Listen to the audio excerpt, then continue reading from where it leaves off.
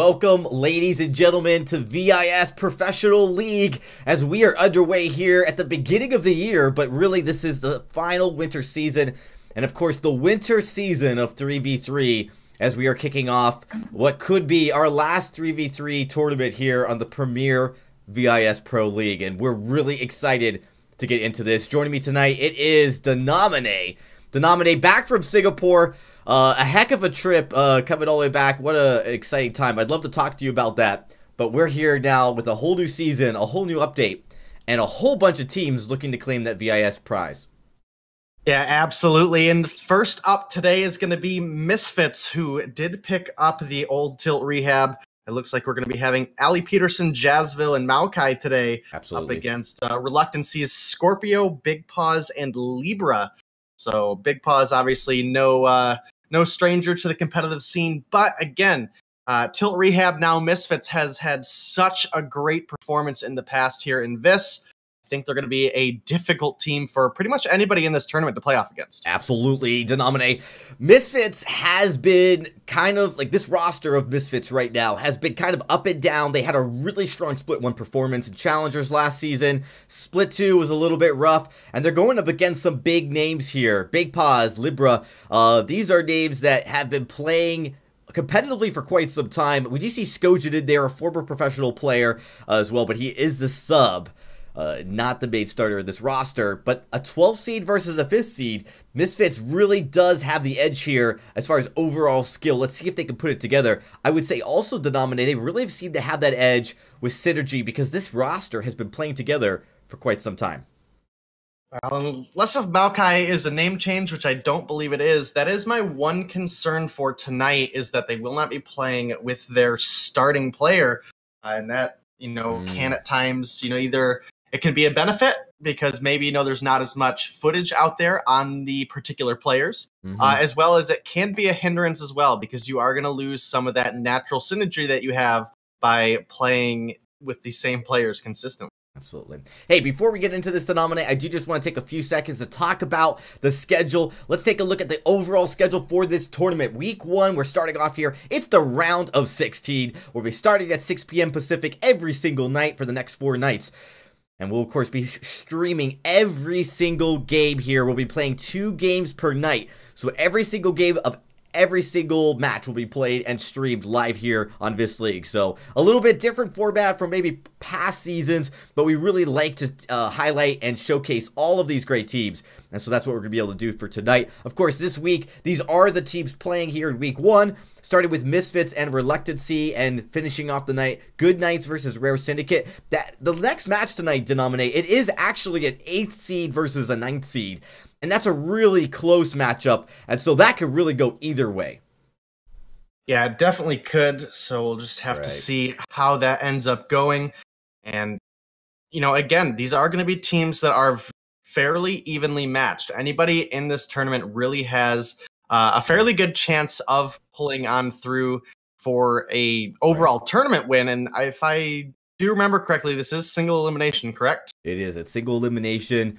Grand prize, winner takes all. So that is going to be the format for the season. The same as last VISPRO last season, just to point that out. But we're just about ready to get into the draft, ladies and gentlemen. And as soon as we get in there, kick off the action. I'm absolutely excited. Again, this is, I think, one of the first major tournaments. Definitely one of the first premier tournaments to be taking place on 2.11 here in North America. And we're excited, of course, to showcase that here for you guys tonight. A lot has changed to nominate. Maybe to highlight a few of the changes that we can expect to see that we didn't get to see in Worlds. Well, obviously, first things first, there's going to be Varia available in this tournament.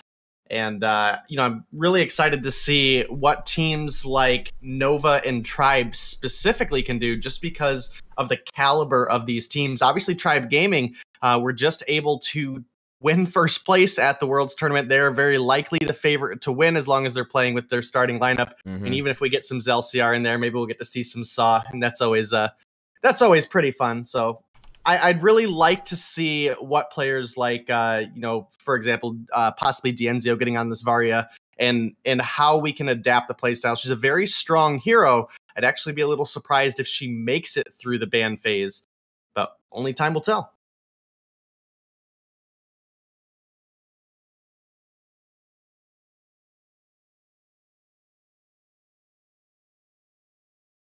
It's like we're waiting on one more player to get in here.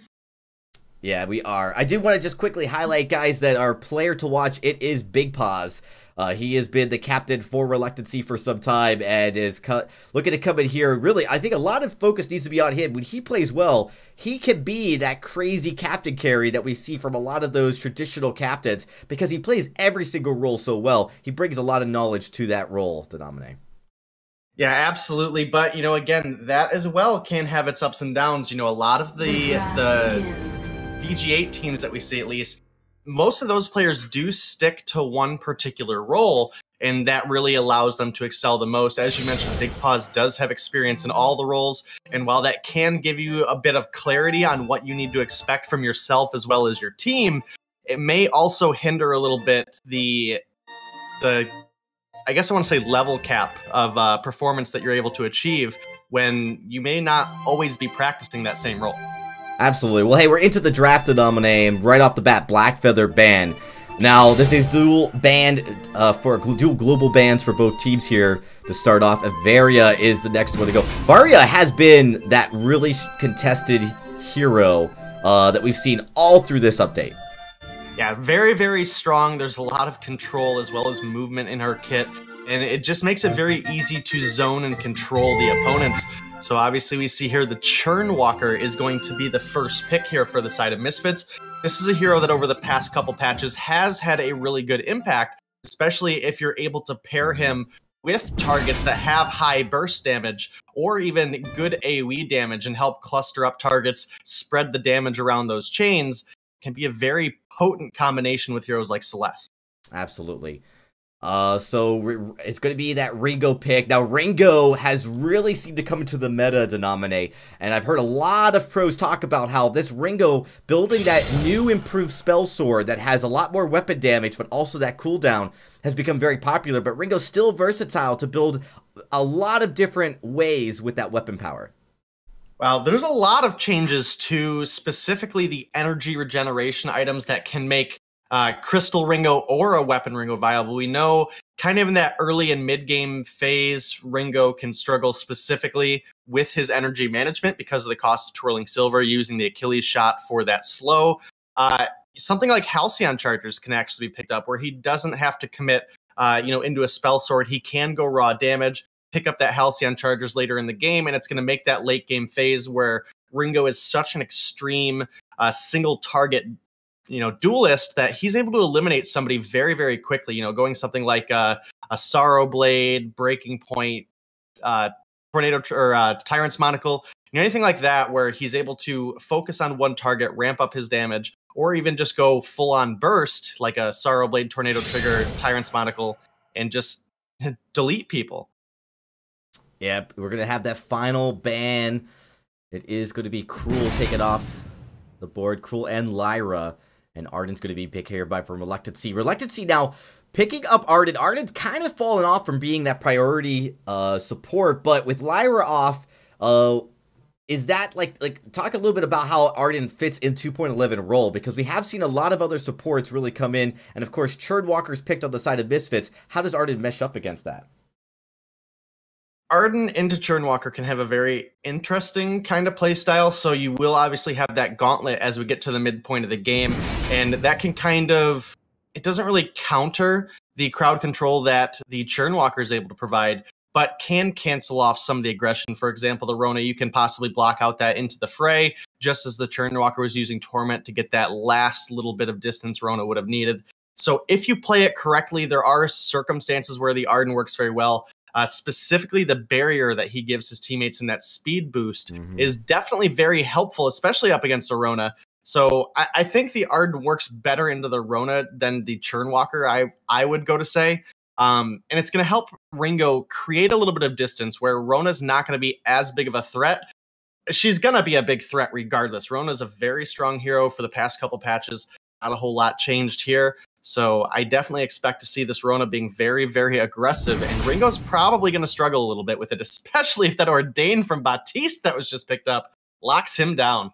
Yeah, this is a really up-in-your-face kind of draft for Misfits here. All close range overall. I mean, you got a little bit of range from the bad mojo from Baptiste. But again, Baptiste likes to play a little bit closer. And Ringo, if he gets stuck, boy, you don't want to get ordained and then have Rona come in with the red mist right after. That is just going to destroy a squishy Ringo if he can't get out of there in time. So Reflex Block is going to be something I think we're going to see prioritized by Reluctancy, or they're going to be in a bit of trouble.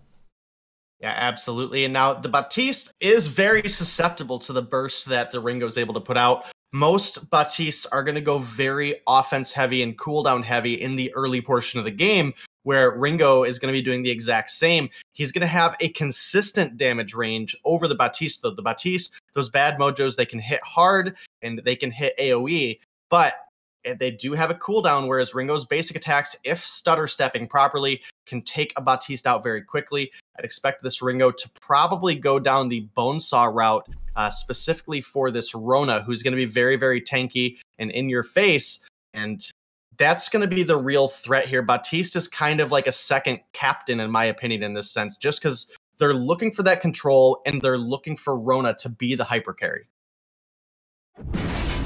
They're going to finish it off with a Rhyme pick here. Nicely picked, trying to counter that melee aggression we just talked about. You know, if Misfits are trying to be very offensive and frontline heavy, Rhyme is a perfect counter for that. We haven't necessarily seen Rhyme as a very strong hero in this patch, but a lot of times you just need to focus on what you can play and what counters the opposition's plan. I actually think this does a good job at countering Rona, and I think this could do a great job into Rona and Baptiste, because Rhyme doesn't need to move around a lot, and he can actually sit and ordain, dishing out a lot of damage and build up that barrier. Yeah, it absolutely can. And with the Arden, you know, if Ringo is safe on the backline, if the attention is focused on the Rhyme, we can get that Vanguard over onto him, and that's going to give him all the more sustain. Meanwhile, Ringo, with his range, will have a little bit of an advantage around this fight, so long as he does not get tormented and trespassed by this Churnwalker. Getting locked up by the massive amount of crowd control and slows that the side of Misfits has is very, very devastating towards this Ringo. So he needs to play on a knife's edge. He needs to be a little bit out of range of those hook and chains. And, you know, ideally, try to burst down either the Baptiste or build up some Bonesaw stacks on the Rona very quickly, while Rhyme is just tanking up that front line.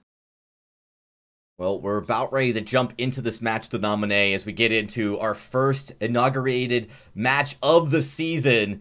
And we're looking to jump into the fold. Again, you guys are watching the VIS Professional League here on VIS League on Twitch. We're also on YouTube and Mob Crush if you guys want to check us out there. But hey, Day, let's jump right into it. Game number 1 is underway as Misfits here look to start this year off on a high note.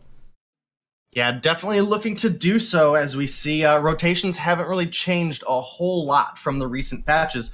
We have, obviously, Rona and Baptiste. They have an okay clear in the early game, but not quite as much so as the Ringo and Rhyme. So we might see an aggressive rotation come out of the side of Reluctancy if they're able to get that level 2 burst and are able to position themselves properly, as, you know, the Rhyme tanking up these backs builds up that fortified health. He's in a much healthier position than Maokai is going to be. He did pick up that healing, but, you know, starting off the fight, even 10% down could be very dangerous. Yeah, absolutely. Absolutely. We see actually Misfits going in pretty aggressive, and then they're going to be able to secure this Elder Treant. And Reluctancy really just being, I guess, reluctant to contest that. You know, early on, sometimes it's a mistake to contest that Treant if you know you're going to lose the fight, because giving up First Blood and the Elder Treant is just digging a bigger hole for yourself. It definitely can, but Big Paws is in a rough spot now. Fortunately for him, no Ordained from Maokai, as it was on cooldown. And then Ali's actually going to go up to the lane. I think just the hold, take some of those CS for himself, just because they're going to be taken out by the minions as well. It's going to be that double carry in the back jungle, Denominate, clearing this out. And this is something we've seen become more and more utilized, even on off rotations, where they'll do 2 or 3 rotations in a row like this. And it's definitely just to share that experience. But you do lose a little bit of the lane here, as it looks like they, you know, of course, had to go through that. That's their first. Is that their first rotation? I think that was their first.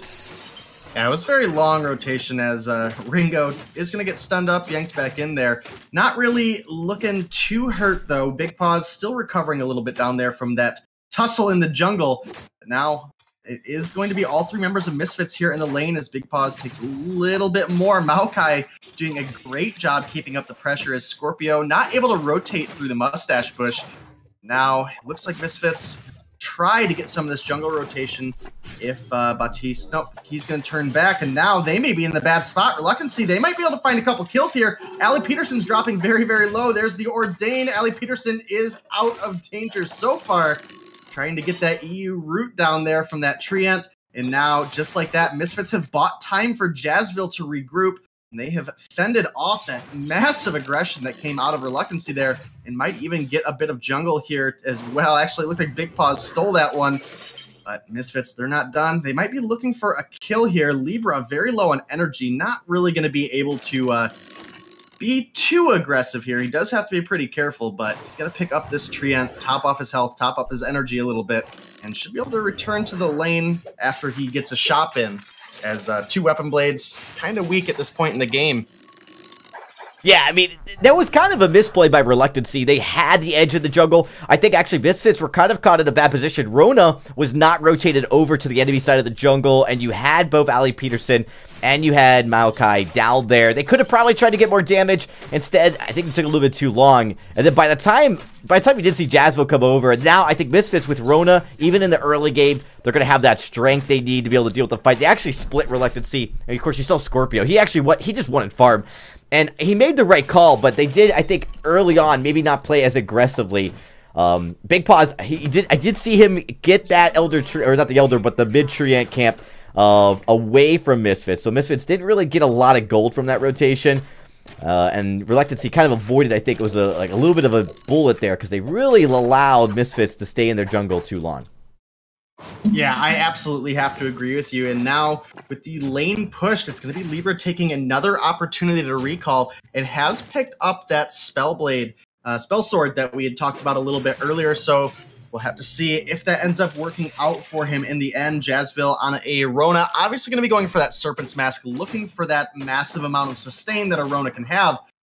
There's some big damage coming out of Libra, but Jazzville not afraid to answer directly back. Oh yeah, Ringo with a Spell Sword, and basically Denominate, what you really see come out of here is they build a Journey Boot, and it basically, with that cooldown, allows Ringo to constantly be moving very quickly. He's got Journey Boots up, he's got his B up, he's able to just move quickly through the map, and that's the kind of mobility as you get to the mid to late game Denominate that a Ringo can provide, and also, it's a lot to handle when you're moving that quickly through the map, having a Spell Sword up with your abilities up all the time here. We do see a little bit of engagement, though. Paz, he went pretty far underneath that turret. Yeah, he definitely did, as there's the Hellfire Brew, not quite going to be enough to finish off Jazzville. Pops the Red Mist for a little bit of fortified health there. But now Misfits, they're on their way up. Ali Peterson does have a Fountain available, so they could potentially pull off a bait here. Ordained down on Big Paws, maybe not the right target. Fearsome Shade and a Bad Mojo catch Libra, who is staying topped up on energy, which is helping him actually get the farm here. Able to keep that Twirling Silver up all the more frequently. They're able to keep this aggression and keep the side of Misfits back thus far. But now as Jazzville's returning with a bit of health, they're going to have to be a little bit careful here. There's the chains. Here comes Jazzville, finding some damage on Scorpio, but a beautiful Valkyrie comes down, stuns up two, slows up the third, and Reluctancy, they're going to make it out alive and even able to defend this turret unless some good torments keep coming out of Ali Peterson, playing on this Churnwalker so well. Bad Mojo almost takes down Big Paws, not quite enough, and Reluctancy, they're hanging on, but if Big Paws drops here, Misfits could really find a lot of aggression. Yeah, Misfits are being aggressive, pushing in. You can see Reluctancy so low at this point, even underneath their turret. And, you know, there really hasn't been a let-up of pressure over the last minute here now, as Misfits look to dive in. Denominate, you know, this is what that Rona with the Churnwalker offer. If they can pull you in and keep you kind of close to that Rona, Ringo's going to have a hard time. Ringo does not want to be close. You can see right there again, Churnwalker brings the Ringo in. Libra has to keep moving away out of position because he really can't trade blows evenly with Rona. He has to keep some distance if he wants to survive that fight. Yeah, definitely pretty rough, and we see the Churn Walker doing a great job landing the hook and chain onto Libra, getting good torments that is allowing Jazzville to stay in range, and that's really been where a lot of the damage has come from, is Ali Peterson setting up the plays for Jazzville and Maokai to follow up on.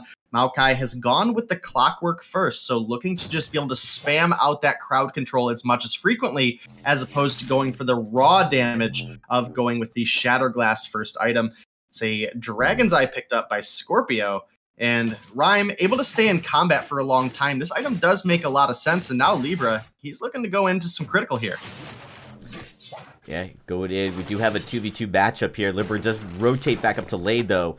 I really am curious to see this Ringo in action. I've only really gotten to see it a few times to dominate, but it's just basically he's always moving, always mobile. So positioning is going to be a huge deal for Libra. He cannot get too far in the front, and if he has the mobility, he should be able to stay out of the fight. What's really going to be scary is oh wait, we got a kill in the jungle. I'm so sorry, Dominate, I missed that. It's all right, but first blood's going to go over to Maokai, finding Scorpio. And now Reluctancy, they're going to go ahead and take down the first turret. So first blood for first turret. Trade out there ends up going over in the favor of the side of Reluctancy, but now Misfits, they're in a good position to start pushing up here as well. Here comes the Gauntlet, stuns up Maokai. This turret is dropping very quickly. There's just not anything Libra can really do. First turret is down on both sides now, and now as Scorpio is coming back in, the Valkyrie is down for 45 seconds. Here we go. Rona is in. Red Mist is out. Big Paws dropping very, very low, but Scorpio able to root the targets up and keep them back. Libra able to find quite a bit of damage onto Jazzville there. Not quite enough to find the kill. Hellfire Brew is up, and Misfits have to be careful of that as a Fearsome Shade forces back to Reluctancy. They could look for a fight here. Hellfire Brew is still available on Libra. Fountain available for Big Paws and Ali Peterson as well. Looks like both teams are just going to dissipate there, so I'm actually surprised that Libra didn't go ahead and use that Hellfire Brew and try to force out that Fountain from Ali Peterson. And good discipline from both of these captains held onto that Fountain through the remainder of that fight. It will be ready to go for the next one. That was a really nice early part of that engagement by Misfits to dominate, because you saw them just play aggression. They actually kind of got baited into rotating down to get that kill, and they lose their turret for it, but they did a great job realizing that they needed to push it and take a turret for the trade. Otherwise, it would have been actually a net trade gain for Reluctancy. They deny Reluctancy the advantage there. They push. I love that Churn Walker that was at the start of that fight. Unfortunately, they just couldn't get a kill. Reluctancy's been very good at positioning outside of the damage range when Misfit starts to engage. So they've done a good job there. This is why we only have one death on the side of Reluctancy. And one death in the entire game, because both teams, they've really been conservative in their positioning, and they've done a good job. And Libra, you know, he hasn't gone down yet, and he's done a good job trying to stay alive, and that's going to be important. I think Ringo's success in this game is just not going down quickly. They need him in these fights. Now, we do see, of course, picks up an infusion. This is Reluctancy saying that they feel like they can trade evenly with Misfits at this point in the game. And honestly, Denominate, it's been very close so far.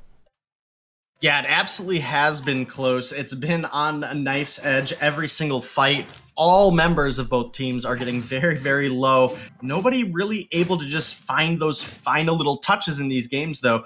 We did see the one kill down in the jungle by Maokai onto Scorpio, but that was really about it. Both of these teams have been able to get out safely as that hook and chain misses, so it's going to be on cooldown, and Reluctancy, they're going to take a little bit of advantage of that, look to push, but Misfits have all regrouped as well.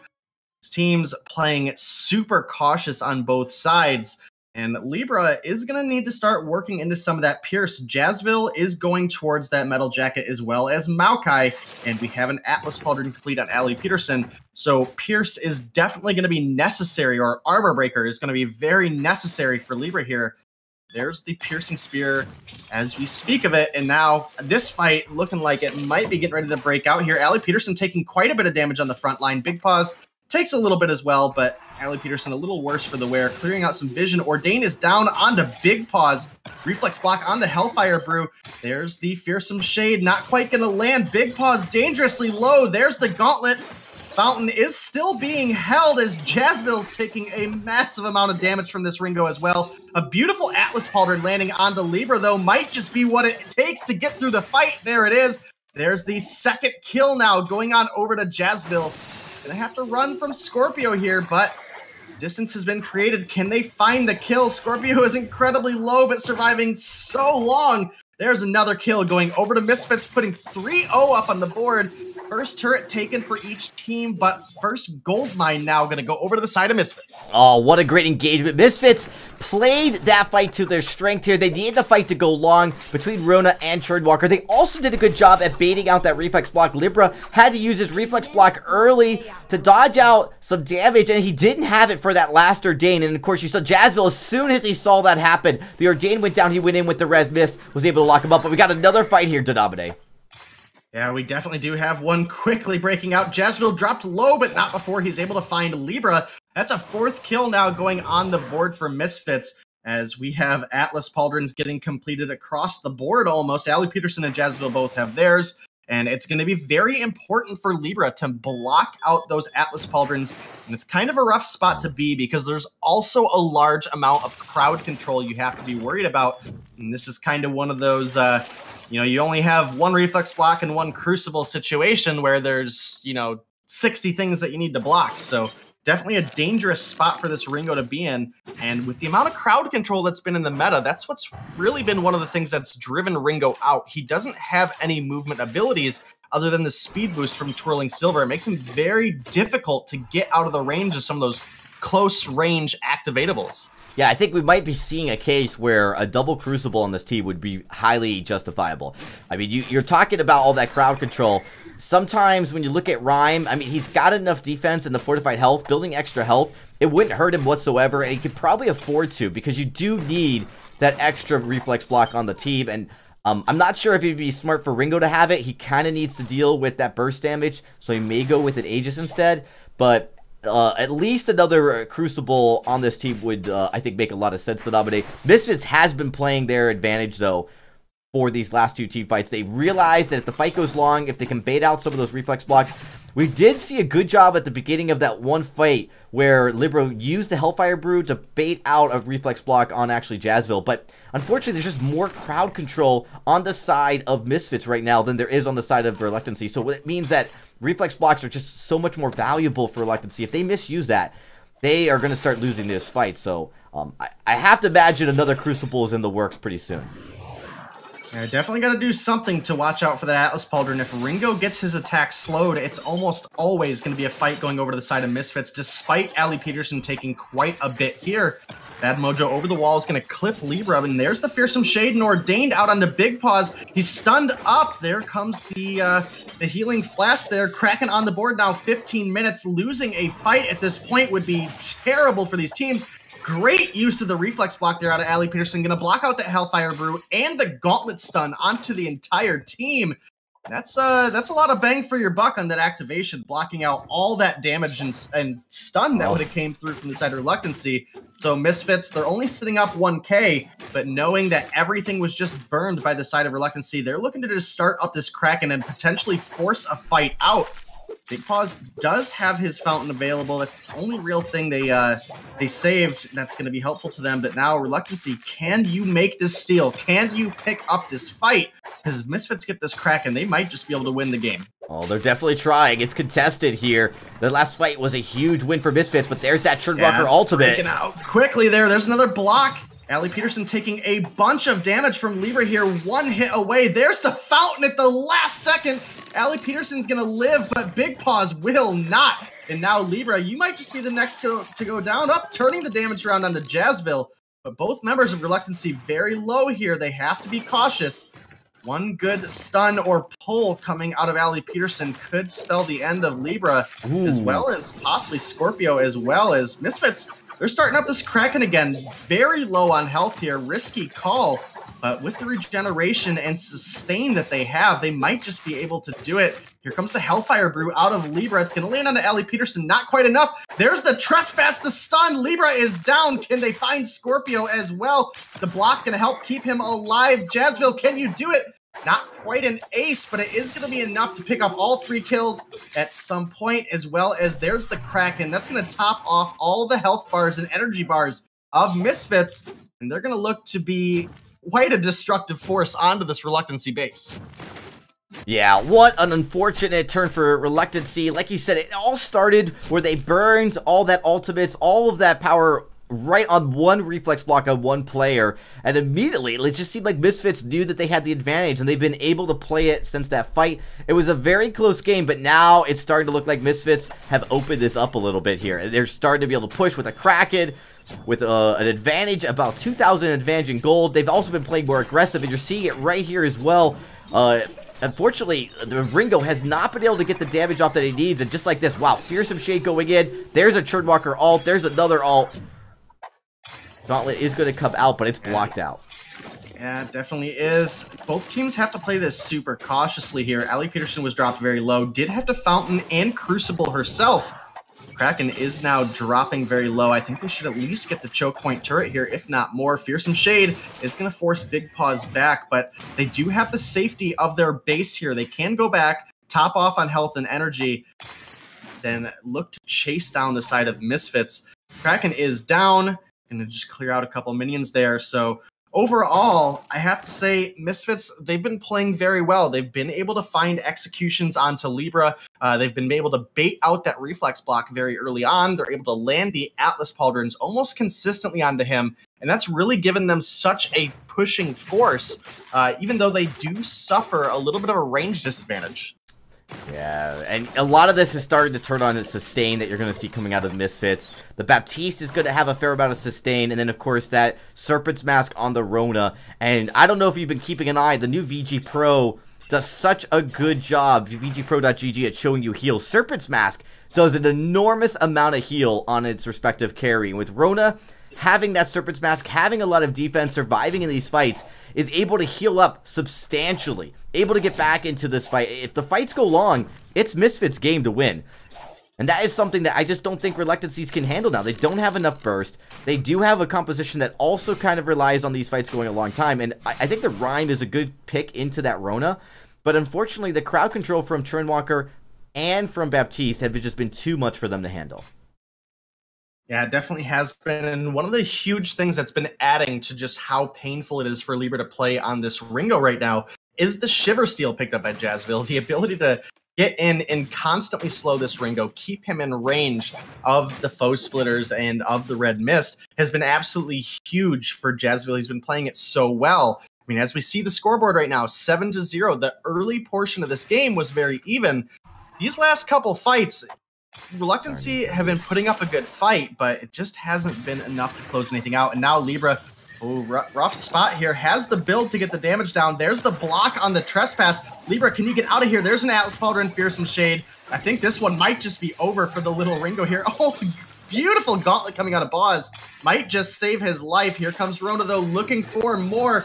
Can he kite it out long enough? Jazzville is going to find the kill. Oh, that's Surface Mask and Red Mist able to survive against Big Paws as well. They're going to pick up a double kill. Now, Allie Peterson and Jazzville are very, very low, but Maokai very, very healthy here. And with only Big Paws left, this might just be the end of this one. A couple minions coming in here. Paws might be able to pull the aggro away, but 20-some second death timers, 30-second death timer on Scorpio. It's not looking good for them. And these turrets dropping very quickly with the Rona and the Baptiste. I think this one's over, Dragon. Yeah, Jazzville showing everybody just how potent a Serpent's Mask can be, how difficult it is. Now, it's not over just yet. It's not. Paws has done a good job, able to take some damage there from the Baptiste. Oh, was my able goodness. to pick up the aggro off of the turret to turn onto Jazzville and onto Maokai. That was such a good play from Paws there, getting between Baptiste and the turret. They had just a mountain of minions there on that turret, Dragonborn. But doesn't matter. Once you've damaged an enemy hero, you're kind of at the will of what that turret wants to do to you. What a misplay by Misfits. Denominator, this is absolutely huge because as you're seeing, this is going to be a Kraken going over to Reluctancy, and they may have turned this wide open. I know Misfits felt like they had the game, that they could just close it out, but like you said, Big Paws, incredible play there, managing the minions position, managing the aggro, but keeping sure that at least one of those turrets stayed up. And that, oh my goodness, that may have opened this game completely here. Now we're starting to get into the very, very late parts of the game. We already saw Jazzville, if he can sustain the fights, he's really hard to take down. This Serpent's Mask on this Rona, it does absolutely amazing. It does really a lot of heal on every hero that you can pick it up on. So they do have to keep an eye on it, but right now with this Kraken pushing to dominate, Reluctancy maybe finding some life back in this game. Yeah, absolutely might be able to, but it's still super cautious here. With that turret in the health condition that it's in, Misfits don't really have to worry about the Kraken. If they find themselves in a situation where they can get a kill onto Libra and onto Scorpio, then they can just look to end the game off of a base race here. Here comes Libra, a lot of damage getting down onto Allie Peterson. No breaking point, just the bone saw. Here comes the gauntlet. Jazzville is going to go ahead and block that one up. Should be able to make it out to safety just fine. Now, with the health that Reluctancy are at, they're just going to go ahead and have to back off here. This Kraken is going to get dropped, but they have cracked open the base. And if by some great positioning out of Libra, some good assistance coming out of Scorpio and Big Paws, Libra has the damage and has the potential to be the hyper carry for this team. But if Jazzville is allowed to sit on this Ringo constantly the way she's been able to do so, then I think Misfits look for one more fight and close this one out. It's going to come all down to Big Paws and Scorpio protecting Libra here. Yeah, Misfits just overstayed before, and then of course with the Kraken push, Reluctancy did a good job actually, just not overextending with that Kraken push. They used the Gauntlet for positioning to keep actually Misfits a little bit farther back, but now we're seeing Misfits, they know they can win the fight, so they're going in. They're going in hard to dominate. They might be able to end it right here if they play it correctly. Definitely looking for it, but with Reluctancy, the safety of their base, they are all full health and energy. Trying to take down that turret and the Vayne while this Ringo is able to just crit would be super risky. And with only 2 turrets left of their own at the 24-minute mark, these death timers are essentially maxed out. So if they were to lose a fight because they were over aggressive, could spell the end of their game, you know, just off of one misplay at this point.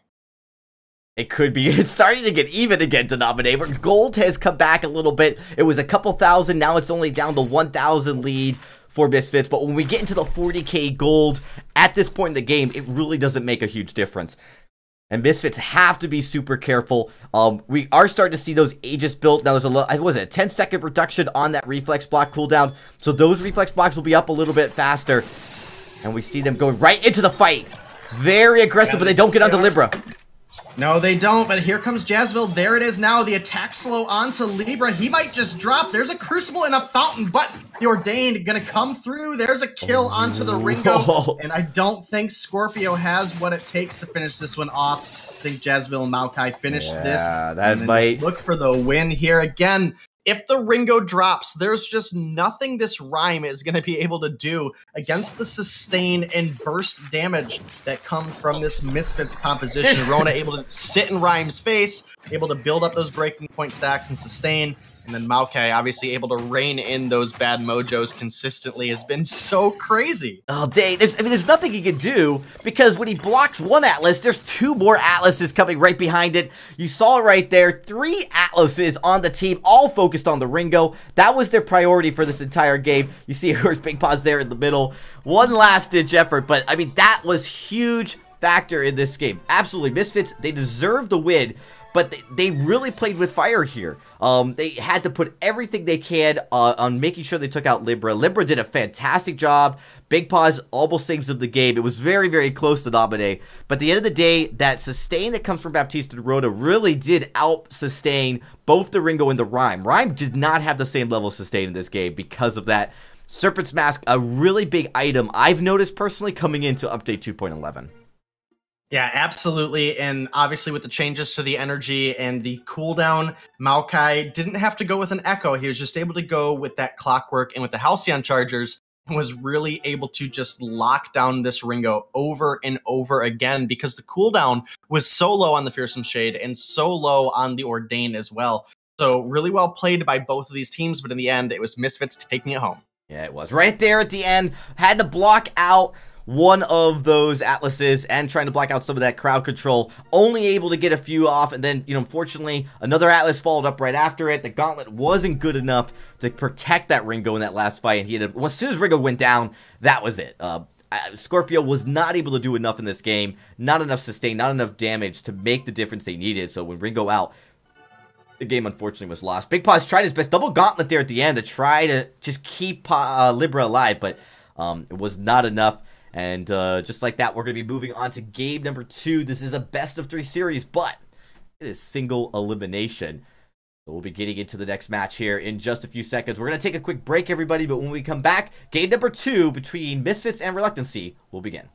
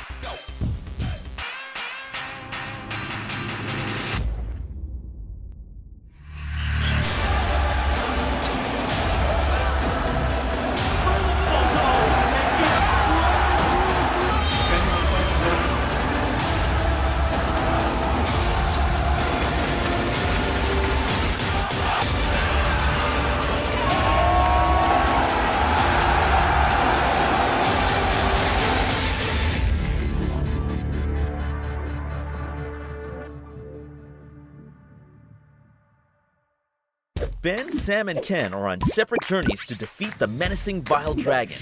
But let's just say luck isn't on their side. If only there was a way for them to find each other and band together. Well, that's why there's Band. It's a mobile app that allows people to come together using common interests. With Band, you can find fellow gamers, chat, schedule gaming sessions, and conduct polls. Stage epic battles with friends while sharing videos and photos along the way. So try Band today. Band. Be together.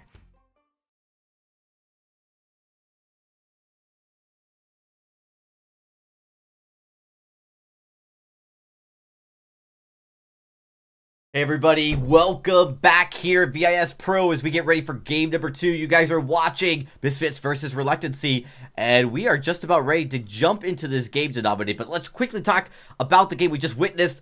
Unbelievable performance by Misfits, hanging in there. Reluctancy almost coming back with an impressive defense at their base, but not enough to get the win. Misfits really, I would say, dominated that later half of the game and just had the damage, but more importantly, I think we talked about like a lot, just to sustain that Eve of Harvest, I'm sorry, not the Eve of Harvest, the Serpent's Mask on that Rona, doing so much heal. Really hard to take Rona down in those fights. Yeah, absolutely was. I'd be impressed if we seen a Eve of Harvest Rona, but it is going to be my bad. Switching sides. My bad. All right. I got to give you a hard time. It's been so long, man. It has. Well, we're jumping in the draft. Game number 2. Reluctancy is going to be on a side, and we're going to get a whole new set of picks and bans here as we start off. And I definitely expect to see a Varia ban again. I have no hesitation to think that she is going to be taken off the board. I'd love to see her get through. She is able to set up just such awesome plays, but that is the reason that she's basically permabanned. So we'll just have to see what ends up happening. Running into a little bit of time here, but nothing that's too horrible yet. We'll just have to see.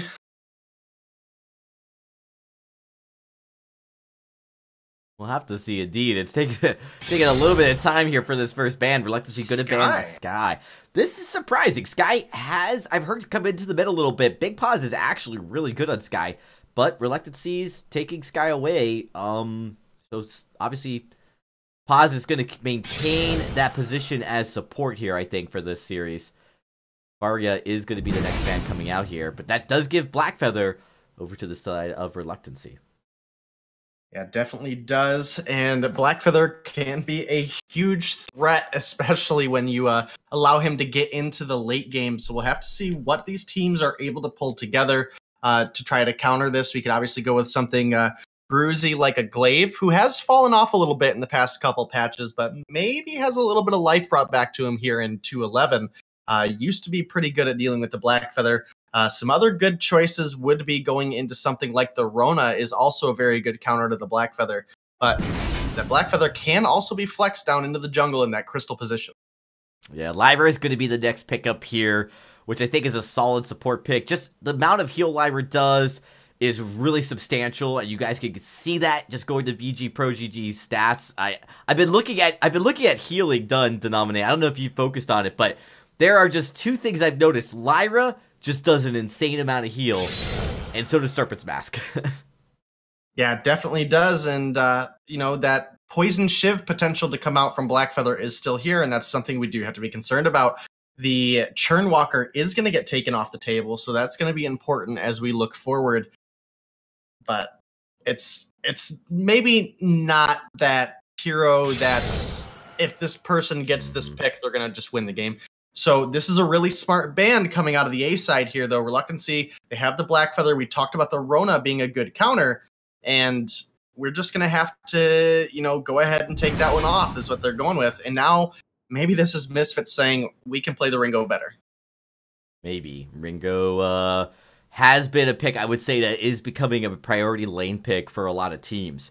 And so getting it, we'll see how well they play it comparatively to Reluctancy. Libra did a good job. I mean, there's just, unfortunately, they got into a position, they did not go with the double Crucible. I was a little sad. Because I really felt like they kind of were forced to, and I couldn't really see the downside for Rhyme picking up another Crucible. I don't think it would have made him really that less tanky. Obviously, having that extra shield was helpful, but they really just needed to keep that Ringo alive. Another Arden coming out here. This is going to be Paz on that Arden again. So Paz definitely showing us just out the gate that he prioritizes Arden quite a bit. Yeah, it definitely does, and I think it is a smart, it is definitely a smart pick. It's something he's comfortable on. It's something he's been able to prove himself on fairly consistently, and it's a hero that does really well with just about anybody. There's not like, you know, super golden compositions where it's like, okay, Arden's not a very good hero, but he works really well with this particular team. He just kind of all around is very good. The amount of sustain that he's able to help provide his team, the restriction of enemy movement with those gauntlets, potentially double gauntlets later on in the game, can be absolutely huge, especially up against a Ringo, who, again, probably only going to go with one block and is going to be very susceptible to massive amounts of crowd control, like the gauntlet, and as well as we're going to have that Oblivion coming out of the sim. And I do see Samuel coming in here. Not a bad pick. There really isn't a lot of crowd control for Misfits this game. There's just a little bit of slows. There's really no stun yet, so Misfits potentially could look at something that's good at engaging, getting on top of that Samuel. But honestly, the way this has worked out, they may just go with instead a poke-heavy hero to out-trade poking coming out of Samuel's Malice and Verdicts. Reluctancy actually has, I would say, the better engage. They do need to take advantage of that to get on top of that Ringo. And they might want to take a page out of Misfits' playbook because the way Misfits play, they just focused on Ringo. They made sure that no matter what, somebody got on top and was able to slow him down. And once they did that, took him out of the game, they were able to consistently win those team fights. Reluctancy is going to have to try to do the same thing. And so far, except for the Blackfeather, they're just going to be a little bit more of a backline team here. The Samuel really can't get into the middle of these fights like a Rhyme could. Yeah, and Taka is a pick that's coming through. It is strong specifically against the Samuel in that mid-game phase. Once Taka hits level 6, gets that Exretsu, he can be pretty aggressive. And now, that is a good counter for the jungle, but if this Blackfeather is able to take Ringo out, it's going to be a very similar situation where, because Ringo has died, there's not a whole lot that Taka's going to be able to do in a 2v2 situation, because a couple reasons. The Blackfeather is likely going to get a breaking point, going to be scaled up against the Taka after taking down the Ringo, and then the Arden's Vanguard and Gauntlet are actually very good at keeping a Taka in place and or revealed once he's used that Kaku. So we'll have to see if they're able to play it out. This is actually a decent composition. The Taka good into the Samuel, but the Arden very good at protecting against that high level of burst that Taka is able to provide. Absolutely. Well, we're looking to get into game number 2 We'll see if Misfits can close this one out. A great performance in game number 1. They played pretty consistently. We talked about the synergy they bring to this tournament. They've been playing together, this roster. Some changes. Malachi may be coming in. We're not sure if it's a name change. I actually had to check. I forgot to. But, you know, again, a lot more consistency here. We'll see if they can put it together for the second game as well as we jump in to game number 2 here, Denomine. Yeah, we're getting ready to get into game number 2. Both teams have a fairly strong draft, so we'll have to see what they're able to pull together. I do see solid advantages for both of these teams in what they're able to do. Obviously, the Taka, very good at getting onto that backline Samuel, very good at bringing him down, forcing him out of the fight, maybe even picking up a kill after Ringo's got a little bit of burst in there. But at the same time, Blackfeather, a very strong hero right now, really doesn't have a whole lot of counters up against him either. No, he does not here. We see, again, 2 carry rotation from both teams in the back, which, like you said before, is pretty standard, and we've really not seen a lot of deviation. You definitely want to get that experience advantage as quickly as possible. And there we have it. Both carries are level 2, and there's an engagement coming out of Misfits. Continue to play very aggressive. Yeah, Samuel, once he hits level 2, is a very, very strong hero.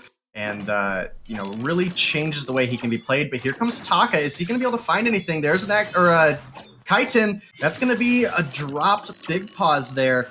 Now, going to be looking for some damage on Libra. It's going to be a free Treant going over to Misfits there. Can they stop the recall? They cannot.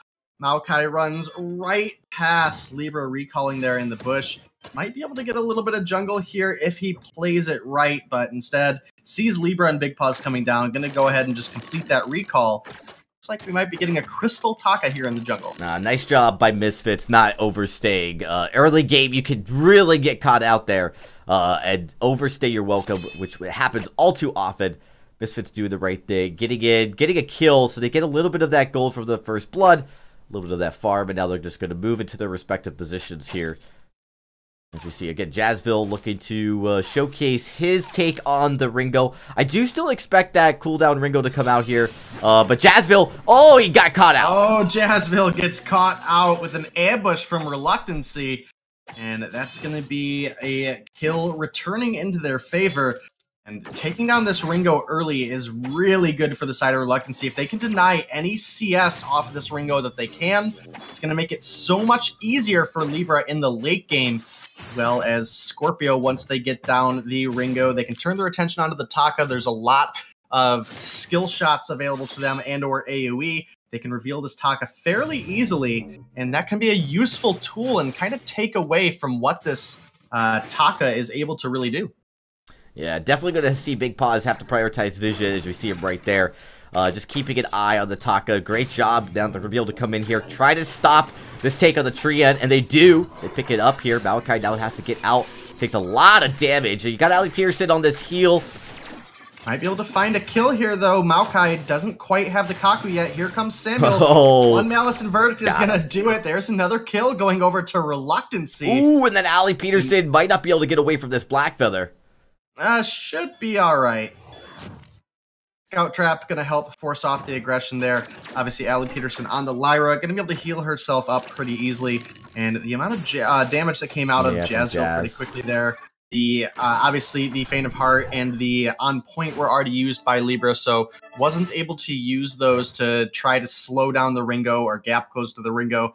It would have just been a matter of time before they turned things around and forced Libra out. So just going to go ahead and back off, get some time up here in the lane, clearing out some minions so he can look to get a shop in. He's sitting on a Heavy Steel and a Book of Eulogies right now, possibly looking to go into that Serpent's Mask.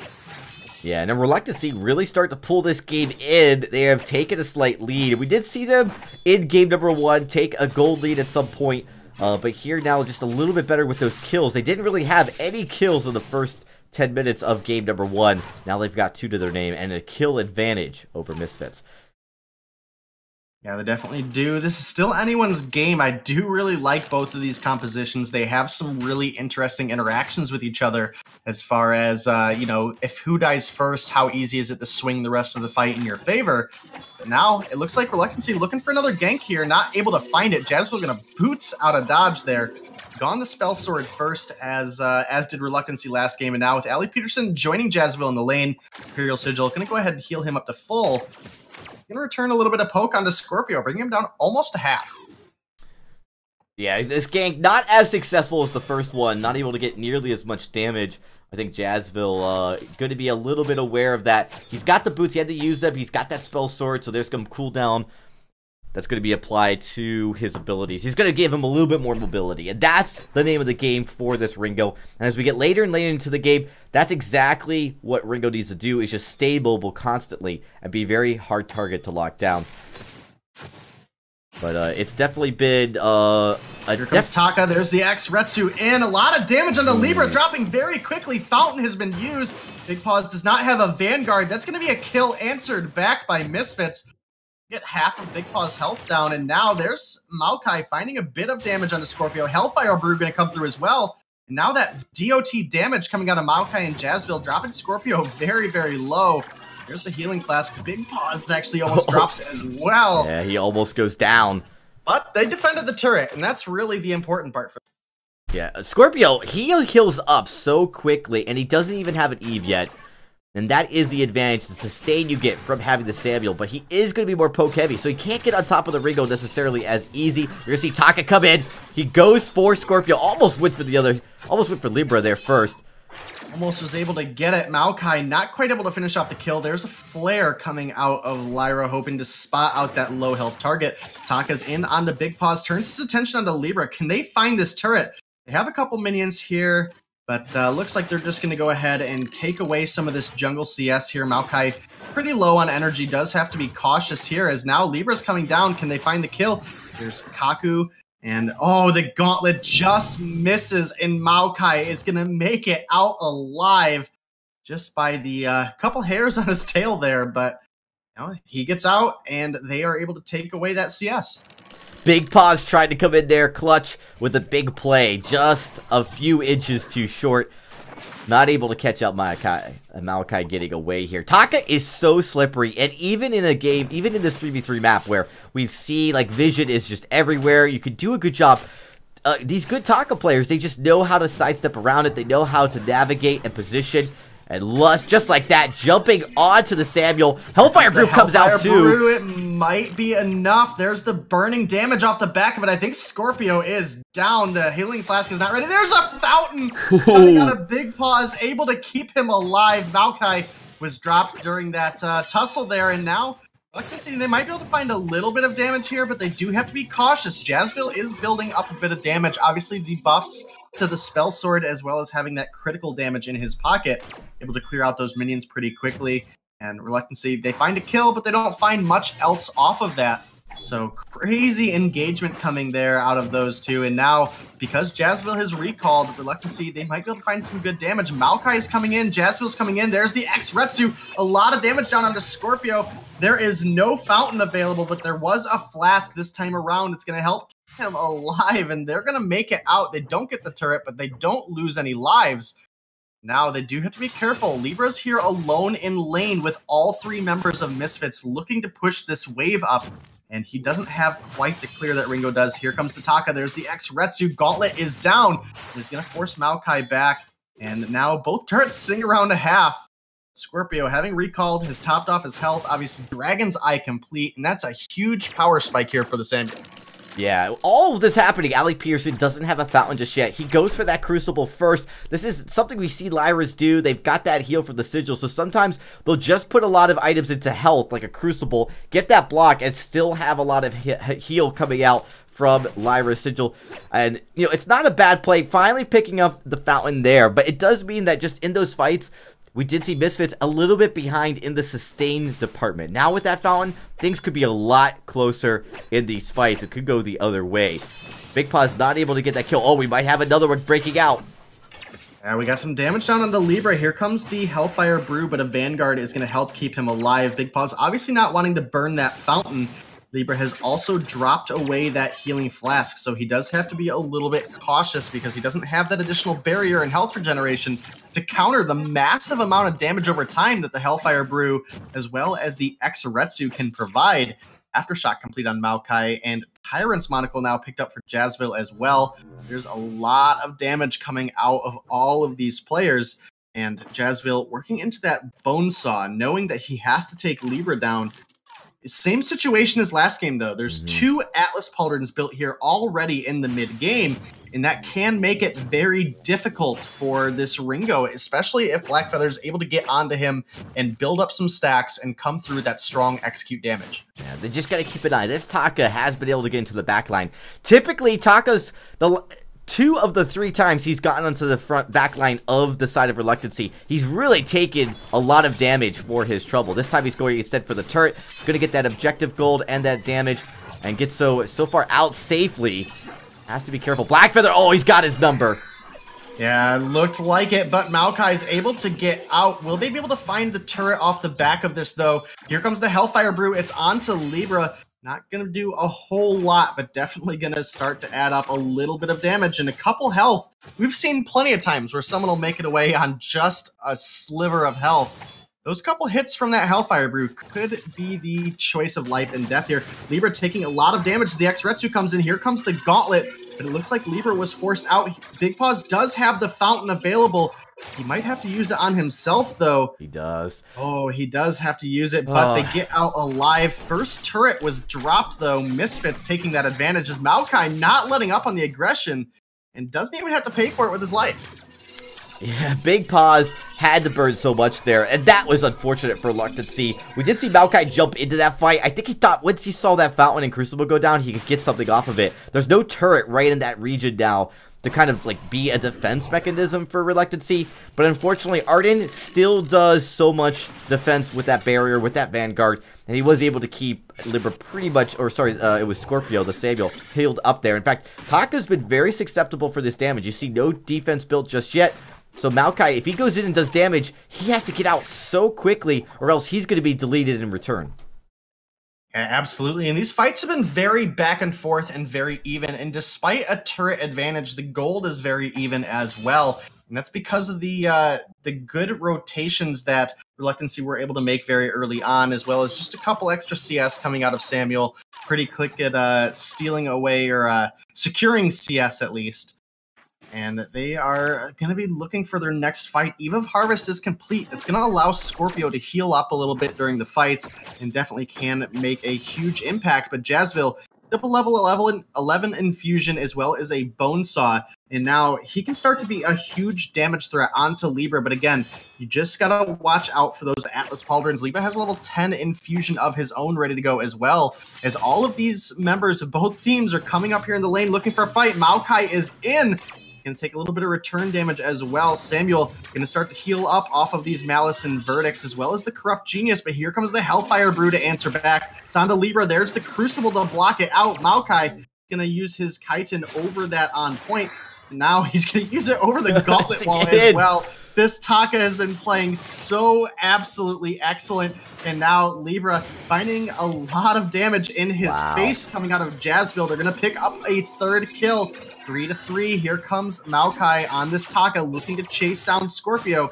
Not sure if he's going to be able to find the damage. Here comes Jazzville. Was looking for one last little bit of damage, but it is going to be Maokai finishing it off. Somehow Jazzville makes it out again. People making it out on slivers. Just a single tick of damage over time can be the difference of life or death. Jazzville, he's going to survive as they pick up their fourth kill. He's going to pick up that farm as well. And now because he's got that healing, there's nothing that Big Paws can do to contest it. I think it's going to be a gold mine just going over to the side of Misfits at this point. Ali Peterson able to heal up Jazzville as well. He's ready to go. He doesn't care that Libra's coming. And Misfits, they take a little bit of an edge off that one. Yeah, I mean, the game strategy for Misfits with this Ringo, completely different than what Reluctancy had. And also because they didn't have to go into the same kind of game as Reluctancy, right? They don't have the same level of crowd control they have to contest with. There is that Oblivion, there is the Gauntlets, but that's not the same intense crowd control you get from a Baptiste and from a Churnwalker. So it's just different. You play it differently. What I really love about Maokai on the Taka is it takes so much pressure off of the Ringo. Jazzville is going to get to late game. He's going to get to that point where he is that hyper carry, but he doesn't have to be the focus because you see Maokai jumping into these fights, going in so aggressively, it forces all of the attention onto him, and then his game is just to escape. And if he can escape, if he can survive that, at this point, you've just burned so many resources trying to get to Taka. You've probably taken some of that damage, because Taka's doing a lot of burst in this early mid-game. Or, sorry, it's more the later mid-game, but in the early mid-game, he was doing a lot of burst. He's still doing a lot of burst. So he's giving you damage, and he's drawing so much attention away from the Ringo. Ringo's going to be able to rack up some damage in the process and potentially just take this fight over for Misfits if they can keep it up. Yeah, one of the big things about this Taka build, he has gone with an Aftershock and a Clockwork, as well as that Piercing Shard there. Yeah, in and out. Because of Taka's natural ability to lower his cooldowns as well through the stacks. Oh, here we go. Maokai is in, doing a lot of damage onto this Samuel. And Arden is going to have to Vanguard him. Libra not able to win out that 1v1 against Jazzville. The Atlas Pauldron was blocked. Here comes the Hellfire Brew. That's going to get blocked out as well. But I think Reluctancy, they might just have to leave on this fight as the cooldowns are resetting here out of the side of Misfits. Here comes Taka sneaking around the edge onto Libra. There's the 1-2 punch out of that Taka. It's not going to be enough to bring Libra down, but it is going to force him out of the fight. He's going to have to take this Treant to heal up, but it's not going to be quick enough. Misfits, they might just look to find this turret here. And one of the big strengths of Crystal Junglers this patch, specifically the melee Crystal Junglers, is anybody that's really able to spam Aftershock is incredibly effective. Due to the health changes, Aftershock, you actually do more damage for that proc. So you actually get more damage out of the gold. It's the same percent, essentially. I think they did lower it a percent. But it's because it's a higher health pool, the amount of damage that you're actually doing with that ability, as well as the healing you get back out of it, is substantial. It really is. And, you know, Aftershock not really getting tuned too much, really giving it a little bit of that power spike that we talked about. And, of course, building health here is also really powerful. The attack speed has been the name of the game of Ringo, and we've seen both teams do a good job countering it. But wait a minute, we got to fight. Taco goes in. Looks like they're going to get out. Yeah, gonna just go ahead and weave on out of that one. Now, Reluctancy, they still need to look for this first turret. Will they be able to find it, though? That's the real question. Every chance they've taken, Misfits have been able to come and answer directly back. Here comes Maokai, X-Retsu in. There's the Bright Bulwark coming out of Ali Peterson. Scorpio's looking for the last hit. They do take down the turret, but at what cost? If you lose this fight, 15 minutes has passed. Kraken is up and ready to go. This could be bad for the side of Reluctancy. Maokai doing such a great job on this Taka, sticking onto the backline. Big Paws with a big stun, though, coming out of that gauntlet. And now Jazzville got to look to try to finish off a kill here. If they can find one, they can definitely look to take the Kraken. It looks like it's going to be Big Paws. Oh, the beautiful Vanguard over to Scorpio is going to get him out, but Maokai's not done. He's coming in. He's looking for Libra, and now he's... Oh, no, Pause! Oh, no, Pause! Pause is going to drop. Libra will be the one to make it out, but that's going to be a Crystal Sentry, part of the jungle rotation, as well as very likely a Kraken now going over to the side of Misfits, and there's going to be a lot of anger coming behind this Kraken push, unless if it gets stolen away. There is a Samuel, there is a Blackfeather, there's a bit of range on their abilities, there's a chance, but it's also very risky. If Jazzville's able to get onto one of these targets for even a couple seconds, he's going to shred their health without the help of Big Paws. Yeah, absolutely. Good play by Misfits in that match. Just fantastic job at kiting in, going in. They've got, like you said, those low cooldowns, and there's a lot of cooldown reduction on their side. So they can get those extended team fights. There's not a lot of crowd control. So once Big Paws uses up that gauntlet, and he doesn't have an Echo yet, that's it, right? So you're kind of got that one chance to lock them up. They actually just took, Misfits didn't even get bait the Crucible. They didn't even need it. Decided just to take the stuns and then keep pushing in. Save that Crucible for later. They've got both their Fountains of Crucibles up. They're ready to go here with the Kraken pushing. Potentially another fight. Maokai is very low, though. Having to get saved. Definitely is. Will they be able to find anything off of it, though? Big Paws is dropping very low as well. The Gauntlet is down. Big Paws does have that Fountain ready to go. Both teams are getting quite low. Libra is going to be the one to drop, though. Fountain a little bit late coming out of Big Paws. Jazzville going to clean that one up as well. And now Maokai healing up inside of that Kaku. They're going to go ahead and jump on. They find the ace. They have a Kraken pushing down the choke point turret. And Misfits, they're just in control of this game. They're able to drop Libra. The Ringo has been able to block out those Atlas Pauldrons, and it's made such a world of difference. Yeah, huge difference. For sure, and having just the game style change with the Ringo, not putting everything on the Ringo. We saw when Reluctance had the Ringo, they put so much emphasis on that Ringo. The Ringo had to play a perfect game. This time around, you know, you got this Taka in your face. It's a completely different game. And Reluctancy just really did manage it well. They were never really able to take Ringo out of the game because they had to deal and contest with the Taka, who did a lot of damage and was absolutely up in their face the entire time. And I really like what they pulled out here. Misfits doing a great job taking 2 games, and they have taken the series. Yeah, they have, and it was such a good play coming out of these guys. Everybody played fantastic, but I think coming from the beginning, just because we know the past performances of this Misfits lineup, you know, this new lineup that they picked up at the end of last season, they've done very, very well in Challengers. Unfortunately, weren't able to pull through at the end of that final season. But, you know, they've always been able to compete around the top. They really came through. They were under Tilt Rehab. They were this, you know, nobody team that not a whole lot of people knew. And they rose the ranks and they earned their spots that they've been able to, you know, acquire for themselves. And they show it here very, very strong up against Reluctancy, and a clean 2-0 victory for them. Absolutely. And that is it for our first series. We're going to be getting ready for our second series of the tonight, everybody, as we get into our next matchup. It's going to be an 8th seed versus a 9th seed, and it's going to be a close one. Congratulations for Misfits. They do move on to next week in the quarterfinals, but we've got a lot more matches to go this week as we are here getting the round of 16 underway. We'll be right back, everybody, after the break.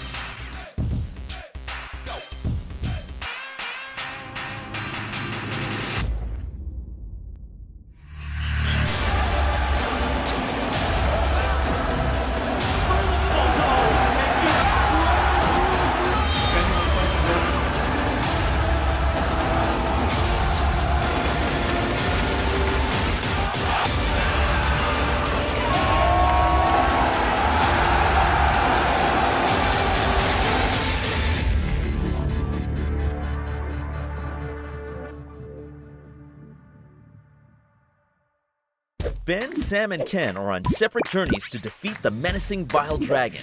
But let's just say luck isn't on their side. If only there was a way for them to find each other and band together. Well, that's why there's Band. It's a mobile app that allows people to come together using common interests. With Band, you can find fellow gamers, chat, schedule gaming sessions, and conduct polls. Stage epic battles with friends while sharing videos and photos along the way. So try Band today. Band. Be together.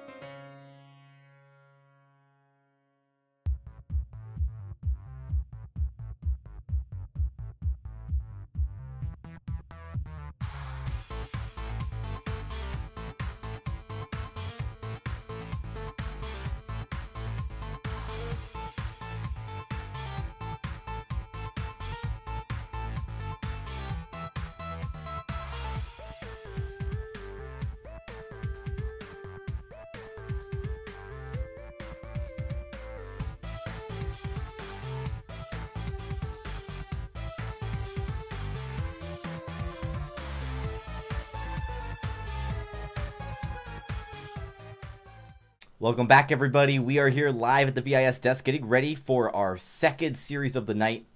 And we are excited to bring you guys. It is going to be, I think this is going to be probably the closest game of the entire week, potentially, just because it is, in fact, the 9th seed versus the 8th seed.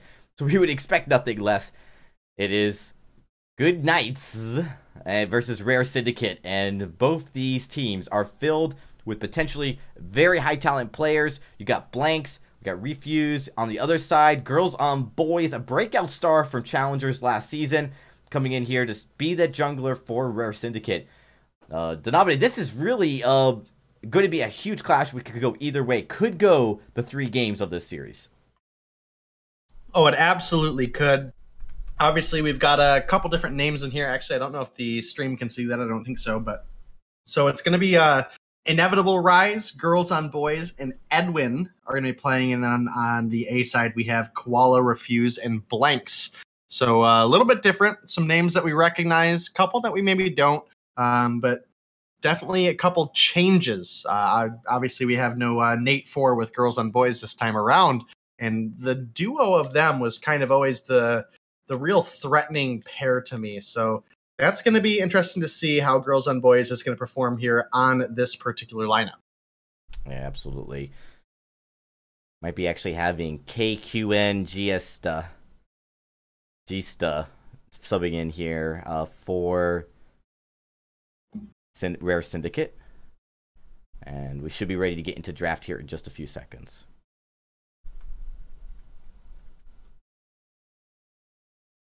Yeah, I thoroughly expect to see some Varia bans.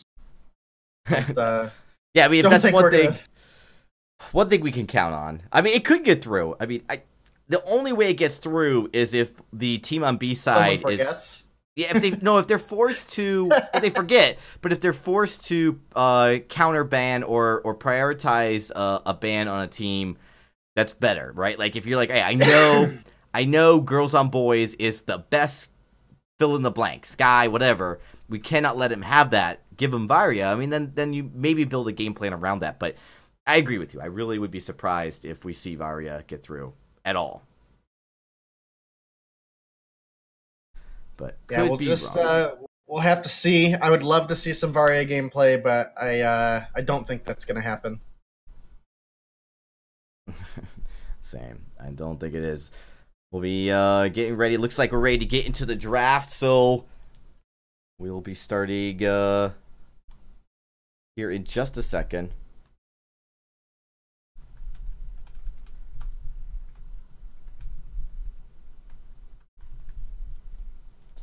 I'm just checking here real quickly, making sure we're good to go.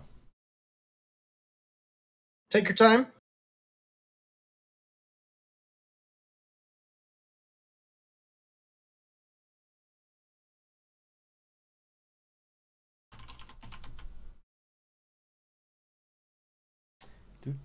All right, guys. Sorry about that. Sorry about the delay here. Making sure. Someone's like, just call him KQ. All right. It's Kong. Well, I'll try to remember. Oh, yeah, I can see that. The Q is an O. All right. Kong stuff. Okay. I see. All right. We're ready to get into it, ladies and gentlemen. Dragon. I didn't see it. There we go. Getting into the draft. Game number 1 between Good Knights and Rare Syndicate. Hopefully everybody got on. I could only hope and pray that everybody followed my instructions. Black Feather ban right off the back here. Very nice.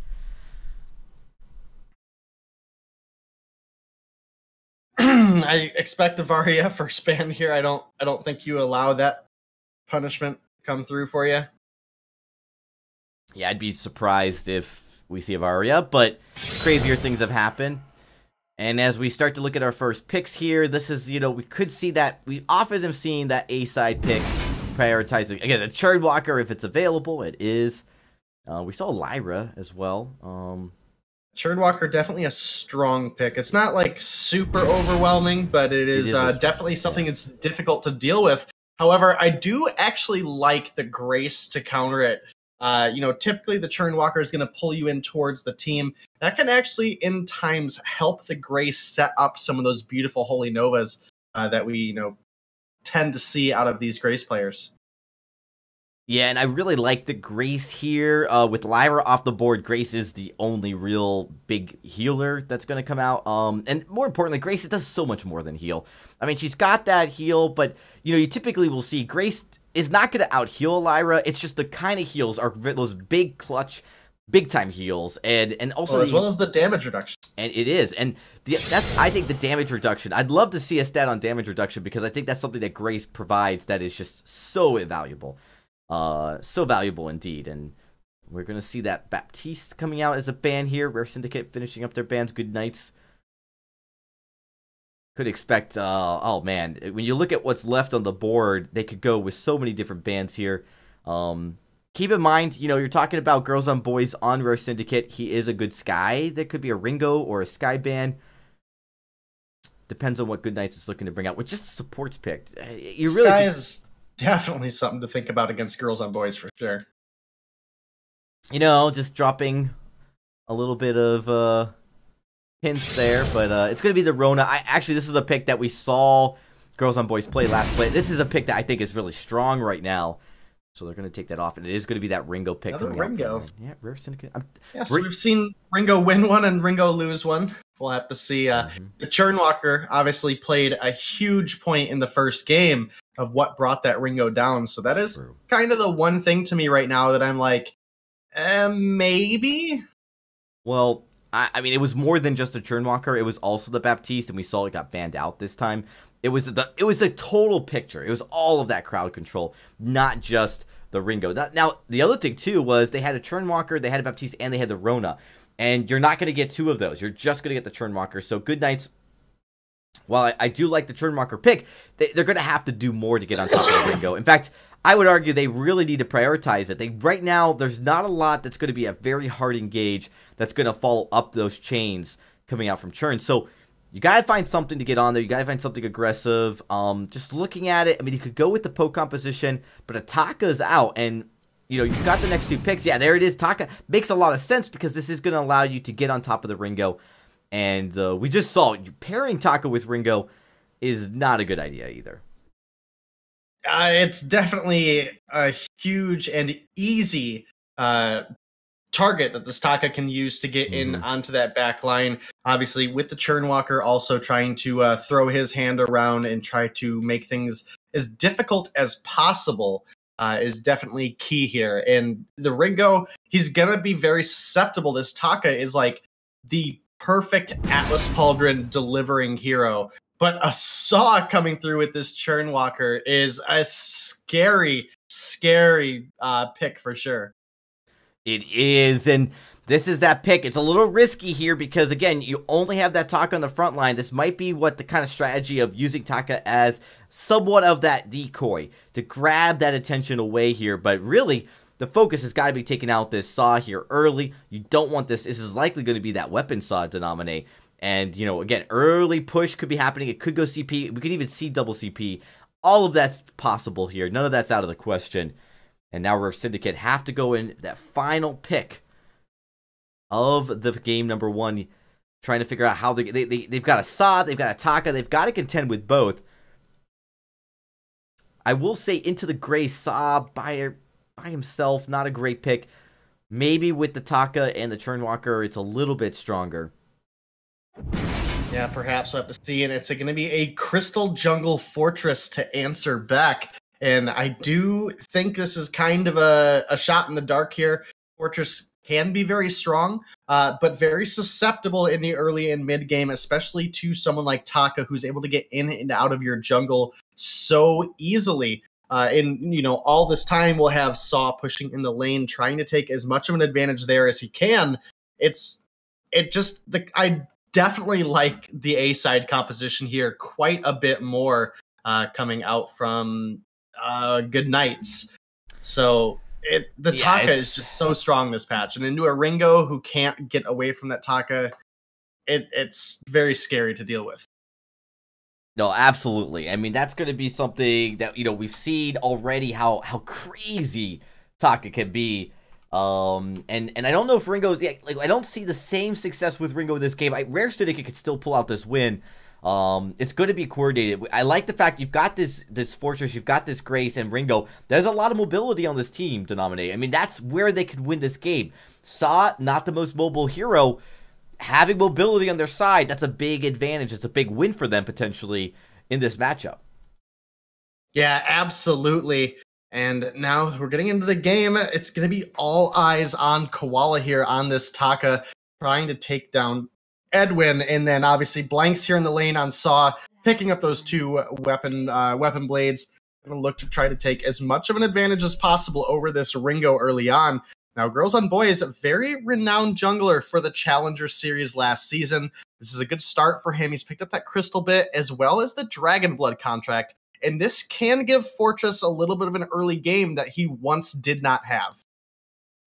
Yeah, absolutely. Well, I'm really kind of curious to see with the Protector contract and a Dragon Blood, you could see both the engage. Really just making sure Ringo can be in those fights to follow up would be absolutely huge here. Interesting rotation. Blanks actually going up front to try to take away. And they got that Elder Treant, so going right for the Elder Treant, trying to get some of that gold. Really, I think it just avoids that contention there that's going to take place right out the gate. You know that you're going to have both Girls on Boys and Edwin going through that back rotation when you see the Grace kind of poke her head out there. So, not a bad call. A little bit of a slower rotation here. A little bit of a gamble. Now, I guess the question that we should be asking is this going to be a Crystal Saw? Is this going to be double CP? Or is this going to be a weapon saw? Because it feels like it's a little risky if you just lock yourself up into that weapon right away. I think weapon is the smarter choice, specifically the Churnwalker. You know, Girls on Boys able to dive in, potentially get an Atlas Pauldron down very easily because of the gap closing ability that we have on the Truth of the Tooth. But it's also the Churnwalker able to pull Girls on Boys away and pull Kongsta away from the Saw, allow Saw to just have free reign, and Ringo is not gonna attack out damage this Saw. I mean, it's not gonna happen. So if Saw does not get Atlas Pauldron, does not have that edge, and is not able to burst down Saw, then Saw definitely has a distinct advantage. Yeah, absolutely. It is an advantage, though. I just think it's a late game might be a little bit harder. We talked about the mobility, and when Edwin finally gets to the late game, when he has those journey boots, he is going to be just insane moving around. And he's got a Fortress and a Grace. That is just insane mobility right there from this team. I think it's going to be hard. So, Blanks, he needs to be performing on the Saw very quickly, right out of the gate. He cannot be patient. He needs to be aggressive because as the game progresses, I think it's going to be really hard for him to deal. I absolutely agree with you. At Blanks going ahead and spinning up here as they start up this Treant. Can they get a steal, though? It does look like they're going to get it. Girls on Boys, impressive steal there. Now Edwin, a little bit of healing from that flask, is looking for some poke damage, but is going to have to be careful, especially as this Saw is starting to get spun up. Yeah, he is out trading, and Blank's taking a lot of damage here in the jungle. You see Girls on Boys able to trade decently as well. It's under the 4-minute mark, so there's no Crystal Sentry to contest with here. Holy Nova gets a stun on the Churnwalker. But really impressive. Rare Syndicate trying to do what they can here and use everything they got. Keeping this Taka, you don't want the Taka to snowball. No, absolutely not. And they are going to go ahead and pick up first blood there. So that's a really good start for Girls and Boys. Edwin, however, might be looking pretty rough here as well. Blanks, oh, that last attack, just not enough. And here comes Kongsta and Girls on Boys. Blanks, you're caught in a rough situation now. One more attack, not able to do it. Edwin, you're on the spec client. You're going to have to let me know how much health he just lived with. Oh, dude. It was basically nothing. Yeah, it was so low in that skirmish. I didn't get a chance to look at just the numbers, but very, very close to going down here. Flirting with death right on the knife's edge. And, of course, Blanks. Oh, dude, he just baited so hard. He took the bait and ended up paying the price. I don't know if he intended that roadie run when the Fortress came up to roadie run right into that enemy front mustache bush there. That was maybe the mistake. I think at that point he realized he was going to die, so he was just trying to maybe get a kill before he met his demise because, yeah, it was not really going to get out of that position. Definitely not, but Edwin able to hold things off. They actually have 2 kills advantage here, as well as keeping Saw fairly down on CS. Ringo has a CS advantage here. Blanks might actually drop, is going to get out thanks to a beautiful triple Holy Nova coming out of Pool. Pool, have you given up your own life for it? Here comes Koala. Doesn't quite have the X Retsu yet, though. So he's going to be all members of Rare getting out alive. And another edge that they now can get. There's the Hellfire Brew onto the Saw. Great follow-up. Taking him down. And again, gonna deny CS away from this Saw at this point. Taka coming back up, only 2 crystal bits, no X Retsu yet. It's a risky situation. Yeah, now it's going to be under turret that Rare has to be a little bit careful here, but they've got some damage, bringing it down to half health. They've got the damage to really contest. I like what they're doing, trying to go for the farm here. Taka can't get in, so he's not even going to engage. Kongsta doing a great job. These Holy Novas have been really effective at zoning the Taka out, which has really been, I think, the primary goal of him. The Saw is kind of a sitting duck. They haven't even used the Holy Novas to focus on the Saw. Again, a lot of this has just been to just try to catch the Saw, you know, put him in a bad position, and then keep pushing and pressuring and zoning the Taka out, which they've done effectively.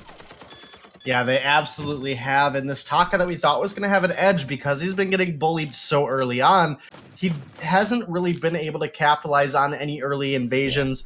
He does now have level 6. He has the X Retsu. He has the Aftershock. And this is where Taka can start to be a little bit more of a menace. But again, if he commits too far in, gets stunned up by Kongsta, and then gets the Aftershock and Dragon Blood proc coming out of Girls on Boys, it's going to make short work of his health with this Ringo attacking as well. Another Hellfire Brew onto Blanks. He's going to go ahead and use the Healing Flask on that one. That's going to keep him right about where he was at. In fact, maybe a little bit healthier than where he was at. So good use of that ability there. Yeah, almost better than a Reflex block, to be honest. Takes no damage whatsoever at the end of it. Net gain positive. But they're not going to be able to get anything on the turret here. Pool, gets caught out here. I think Turretwalker might go down, Denominate. Yeah, it's looking like it. Gonna make it out alive just a little bit. Blanks very low as well. There comes out the Fountain of Renewal. It's not enough. Kongsta actually gonna pick that one up for himself as well. Now, with Saw as low as he is, they might look to get this turret here. Taka's coming in. There's the X-Retsu. Kaiten gonna avoid the stun coming out of that Holy Nova. This turret is still alive. No Hellfire Brew to finish off this Saw. Can they get their minion wave up here? Can they take down this turret? Walla was looking like he was going to come up and look for the kill. Instead, realizes it's a bad decision. Just give up the turret, get back to your CS. And now that's a 3,000 gold lead already developed for the side of Rare. And that's really bad. If you're going with this Saw composition, you don't want to get behind. You don't want to get behind by a large number. And you don't want to be behind in objectives. At 7 minutes, you're already seeing that happen. Saw 67 CS to the 87. Edwin, on this Ringo, and this is that power of that cooldown Ringo, the mobility that he provides, and you just compound that by giving a Grace and a Fortress over as well. I mean, there's just, you're not going to, once they get on top of the Saw, they're not going to let up. The pressure's not going to be let up. We talked about the Aftershock playing so well into that melee jungler, and that's exactly what Fortress is able to do here. Builds that Aftershock, does a ton of damage as well. Not quite as maneuverable as a Taka, but again, when it comes to dealing with a Saw, a perfect combination for this composition. Yeah, absolutely is, and they've done such a good job keeping the pressure up early on that it's going to make the remainder of their game go so much smoother for them. And if they can just keep things rolling here, they're looking for a Goldmine. Koala. They're rolling all right. Very low here. Now Goldmine is going to go over to Rare Syndicate. Edwin going to go ahead and finish that one off. It's looking like they're getting a kill here on this Saw as well. A Healing Flask and a Fountain of Renewal were used. Saw might even make it out alive. Same be said about Pool, though. Targets are switching back and forth. That's going to be a double kill going over to Rare Syndicate. The Divine Intervention actually keeps Girls on Boys alive with just a little bit of health. Pool actually was almost able to finish him off, but instead, Rare Syndicate, they pick up 2. They pick up the Crystal Sentry as well as the Goldmine. Now, they're just looking to go ahead and force this wave up so they can get some shopping time for themselves. Edwin sitting on 2,000 gold. Kongsta sitting on 1,600 himself. They are in a beautiful spot, as well as having an Atlas Pauldron complete on Girls on Boys. Yeah, I mean, that was just absolutely a huge so disappointing to see, because they weren't able to get it. When Saw gets locked on, he usually gets dropped. They were able to disengage a little bit, but then that's the heal that comes out of Grace that's going to be so powerful. Also, that damage reduction you talked about. It's not just the heal. It's the fact that you're just not doing the same amount of damage when you've got that barrier up thanks to Grace. I saw that nice Churnwalker stun did keep them back for a little bit, but it was just too little too late. And, oh man, Denominate, this looks like another Bloodfest. Yeah, it definitely does. Pool already dropped. Blanks is taking a lot of damage as well, but here comes the Crystal Sentry. It's going to be a second kill going over to Blanks. They're going to quickly turn their attention onto this Crystal Sentry. No hesitation on that one. They might find Koala. One more hit would have done it. The Hellfire Brew is not available. Pool now in a rough spot as well. The critical damage coming out of Edwin is so insane, and Pool's only sitting on that tier 1 light armor. Blanks, none to his name. Koala, only the light armor as well. Ringo literally gets free reign over each of these fights. He's uncontested for damage. Saw is not getting time to get spun up and play around the Churnwalker's ability to bring targets into his range. Yeah, and because there's no defense on the side of Good Knights, there's no Bonesaw that needs to come out. So you get to put all of that money into crit, and that's just a dream for cooldown Ringo. To have all of that cooldown plus crit and that mobility, it's just incredible. So you're seeing Edwin, he's taking advantage of it. He's looking to keep applying that pressure, and his positioning's been great. He's been able to stay right in range of the enemy, even around those turrets, not giving that up too much, and outputting the maximum amount of damage you can in these fights, which has been absolutely fantastic for him. 4-0-2, and we're looking at, right now, a perfect game coming out of Rare Syndicate. Yeah, so far, that's looking to be the case. If they keep this aggression up, if they're able to keep finding these beautiful fights that they need oh so much, and they can definitely start to turn things up a notch, as the death timers are starting to get a little bit longer. They have more free reign over objectives every chance that they get, and they are going to have to really kind of throw away a huge advantage they have. I mean, this Saw, the real power is in that early game. The real power is the ability to force down the wave early on. They've missed that window of opportunity now. While Saw can be a late game threat as well if he gets the right items built up and if his team is helping him be safe in the fight, that hasn't been the case. It's been pure aggression coming out of Syndicate. They've just really run away with every single opportunity. Yeah, Saw's, he's so far behind in CS, and that's something that I think Koala maybe need to look and reconsider. Koala's actually even with Girls on Boys. I just don't think he needed to be, so maybe allowing Saw to get up some of that farm would have been beneficial. I'm not sure if they really got the opportunity here this game. It's been a decent snowball so far for the side of Rare, and that's really a problem. Saw cannot get snowballed against. The counter push, it's just all there.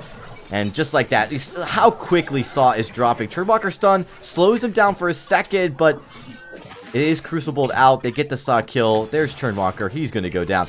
Denominate, this game is just absolutely controlled for Syndicate at this point. And, you know, Ringo has been the priority pick in these games. Every single game he's been picked, and not 100% win rate, but this game I really feel like it played to his strength, which I think is all about mobility. Yeah, absolutely. They pick up an ace. They're now looking to recall a little bit here as all three members are coming back up. The set timer's still fairly low, but Rare Syndicate, they're going to go ahead and take away a jungle rotation. And getting that healing over onto Girls on Boys means they'll be ready for the next fight. We have a level 9 and level 10 infusion onto Kongsta and Girls on Boys respectively, as well as Edwin. He might even be looking to drop this armor, pick up more damage. There it is right there, the Piercing Spear, a level 12 infusion. They might just look to close this game out on the next fight. They have the raw damage onto objectives that they need with this Ringo, and they definitely have the tankiness within this Fortress and this Grace. They do another gold miner, the gold lead swelling, 10,000 gold lead to dominate.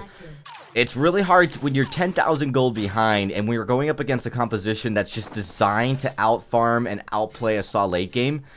I really don't see the game strategy here for Good Knights. I think Good Knights might be saying good night, at least for this game. It's game 1, it's a best of 3.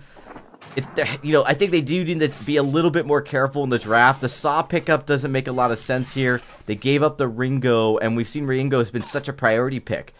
And once that goes up, I don't think they had a good game plan to deal with the Ringo. No really counter push, no counter engage. They weren't able. You got this Taka who doesn't even have an Atlas Pauldron yet to nominate. It's just been an absolute nightmare. Not going at all the way that you wanted to go if you're the side of Good Knights. Yeah, no, it's definitely not looking good for them as Edwin over here 1v3, forcing out Koala and Pool as his team goes ahead and starts up this Kraken Girls on Boys, starting that one up. And they are easily going to be able to take it. There should be no contest with the opposition making it over here in time, unless if Taka comes over and makes a miracle steal. But look at the vision lined up, ready to go here, coming straight from the enemy base. They've already seen Koala hit him with a scout trap. They now know that he's not even going to attempt. And with only 2 turrets between them and a victory, unless by some chance Blanks is able to pull off a miracle play on this Saw, this should be the end of the game for the side of Rare Syndicate. Yeah, Saw, he's playing from behind. I don't see that happening to nominate. You've got that nice vision control coming down by Rare Syndicate now, so they've got control over the jungle. It looks like they've even been able to eliminate that Crystal Sentry at just 16 minutes. I mean, again, the pressure, it has been absolutely on their side right out the gate, and it's come down just to how they played the Ringo, giving the Ringo the mobility early thanks to the Fortress. So, even with just the Tier 1 boots, he's moving so much so quickly here. You see him moving in. There's another speed boost, and just like that, to dominate, it looks like this game's over. Yeah, Ringo winning out the trades over the Saw here, and they are going to just go ahead and close this one out. There's nothing that can be done about this one. This Kraken's too healthy. It's got both turrets already down, and they're just going to go ahead and close this one out. They're tinkering with Koala, looking for one more kill. Ringo is even going to find it, despite the reflex block and the healing of the shameful right there. The base there. But it is what it is. The Rare Syndicate, they had such a huge advantage because they capitalized early with the Dragon Blood contract coming out of Girls on Boys and the damage coming out of the Ringo. They closed this one out 13-0, as well as maintaining complete objective control. Saw didn't have the early game he was hoping for. Unfortunately for them, that's just, you gotta drop this one and, understand, okay, maybe we just didn't get the most comfortable play style that we wanted here. The Saw was a little bit of a risky pick. But, you got to move on. You've got to be ready for that next game and try to turn things around. You can't let this loss demoralize you. Yeah, you can't, and it may have. I mean, they're clearly not happy about that. I do want to look just at, when we look at Rare Syndicate's builds, we saw a double echo, and this is very unusual to see 2 echoes on both jungle carries. Once you had that aftershock and with all that cooldown, Girls on Boys' purpose, it just seemed like he was just to keep Ringo mobile. Ringo was so crazy mobile in those fights. It's like he had a constant speed buff. I don't even know if you needed Ringo's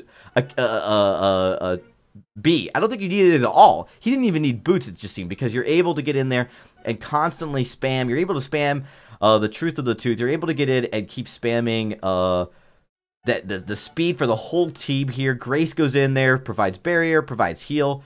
It's just a really great combination. I really like this. Is a perfect game coming out of Rare Syndicate, and they deserved this. This was the way they played Ringo, everything. It just was really well matched. And unfortunately, Good Knights did not do a good job in the draft early on, so then they really suffered once Ringo started to find his groove. Yeah, they absolutely did. But again, it's all about the consistency and being able to take a loss like that and go into the next game unfazed, give it your best, and try to take things into your own hands. Yeah, well, they're going to have a few minutes to kind of think this one over as we take a quick break. But when we come back, game number 2 of this best-of-3 series will take place. It's Good Knights versus Rare Syndicate. More action after the break.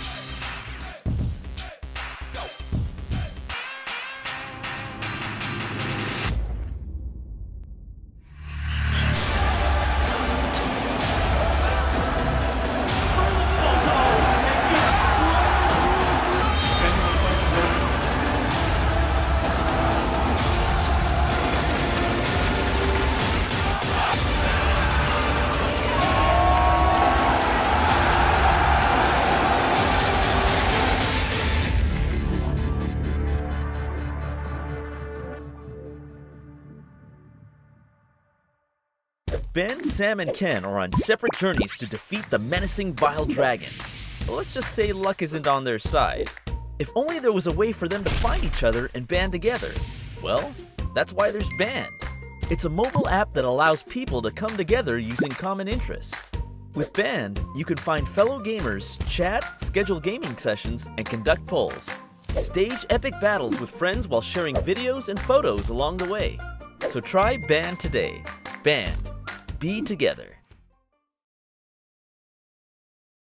Welcome back, everybody. We're here getting ready for game number 2. You guys are watching the VISPRO 3v3 series here in the winter season as we kick things off the new year. Thanks for tuning in, everybody. Really, it's been awesome. I love bringing you guys VISPRO because it's just a unique format, straightforward, and we stream every single game.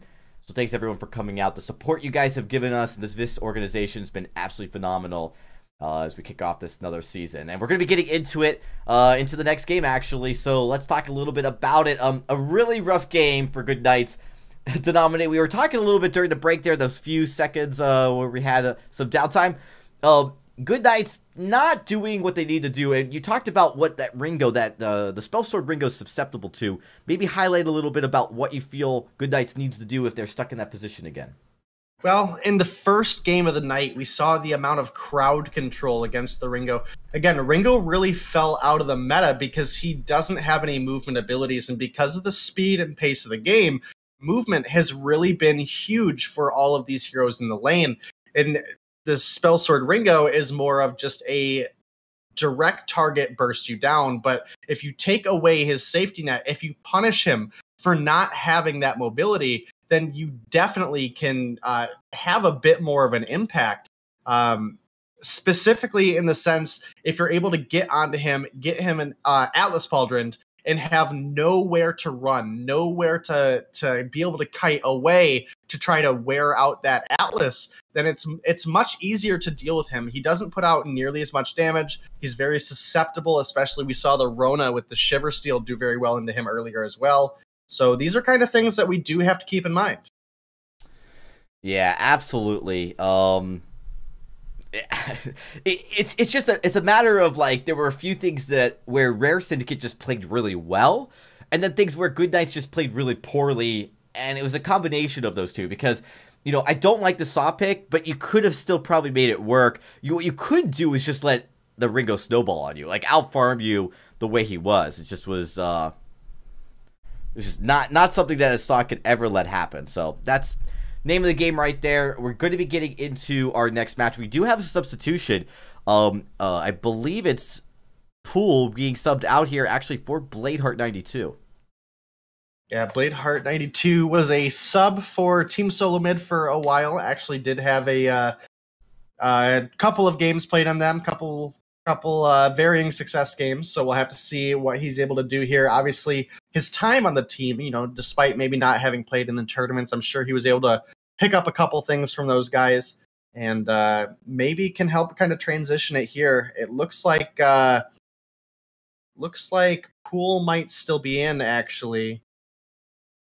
They were actually trying to see who's trying to figure it out here. Yeah, there's actually, I think, 2 substitutions. So believe it or not, Rare Syndicate doing something I've never seen, where they, like, not completely subbing out their team because they obviously only have 5 people in their roster, but going the distance to change it up here a little bit. So I'm just gonna wait for confirmation. Hold up one second, guys.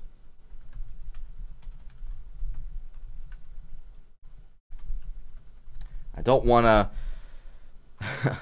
do the wrong thing. So okay, making sure, and okay. Wow, so this is gonna be a completely different team coming out of Rare right now. Interesting, very interesting. So we'll talk about that in just a few seconds as we get ready for draft of this second game. I predict a Varia ban. That's what I'm going to go with. Yeah. I'm definitely going to say that's a safe pick. We're just waiting now for Good Knights, making sure that we get that updated correctly for them as well. But yeah, So a huge change. Rare Syndicate, guys, if you're watching Rare Syndicate, good Girls on Boys and Kong, they get subbed out and they're replacing with Bladeheart and Kong's still in. So it's gonna stay Kong, but Bladeheart's coming in, being subbed in.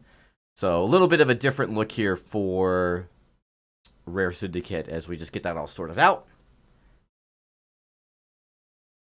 All right, we're going to get him in here, and it looks like we're ready to go for this next matchup here. So, see what we got.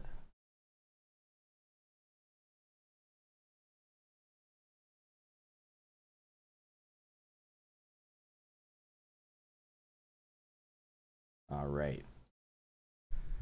So we're ready to get started here, Denominate. Are you ready? Are you guys ready for this match? So sorry for... I'm ready to rock and roll on this one. All right, let's just check one more time, make sure they're ready to go. For game number 2's draft. And once we get confirmation from them. So, we were doing a lot of player swapping there, and I'm trying to do that and make sure everybody's ready to go for draft. So, thanks for your patience. All right, let me see here real quickly.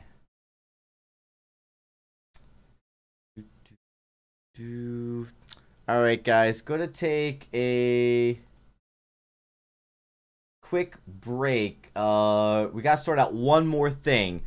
I do apologize for this, but when we come back, it'll just be a 2-minute break. When we come back, we'll be getting into this matchup, so give us a few seconds to sort that out.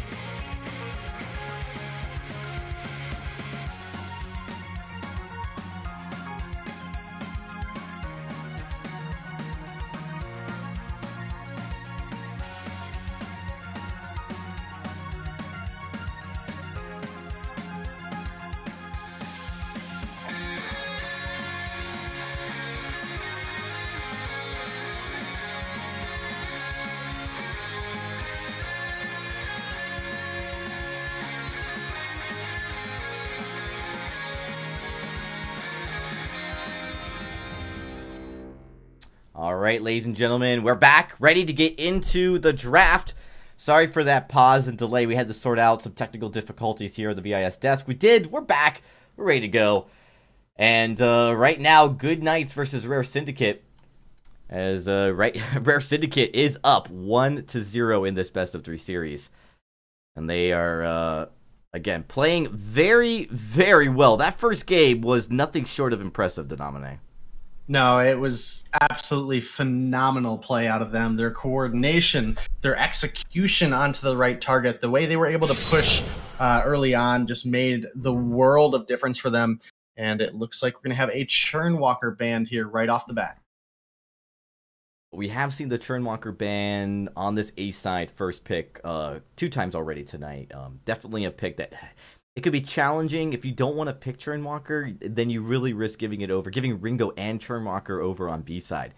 It's not a pick you want to give. It's so risky as it is. So we'll see what they do. Varia is likely to be banned. It's Ringo actually banned here. I think Rare Syndicate very, very surprisingly not wanting to give that over. Good Knight's almost definitely picking up Varia here.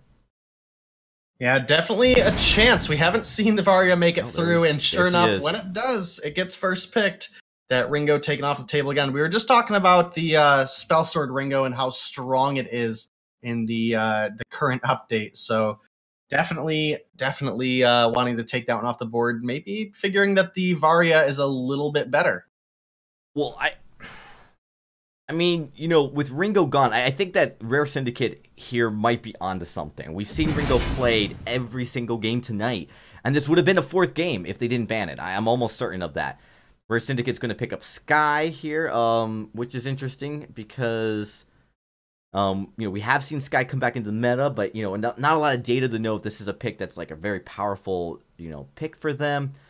But with Varia on the board, we've seen Varia just snowball games in ranked Q. She's continuously banned out. Nobody wants to play against her. We'll see if Rare Syndicate has a strategy to deal with her. Only time is going to tell, but the Sky coming through, definitely a strong pick, specifically onto those targets in the very front line that are susceptible to that forward barrage and the ability to ramp up the Dragon's Eye. So we're gonna have a fun time watching this one. Sky's one of those heroes that's been very bouncy back and forth in and out of the meta for quite some time now. Yeah, sorry about that, guys. Didn't have the team switched, but now I do. So got that fixed. Better late than never, right? Better late than never, Dragonborn says. Chat, can you confirm that one?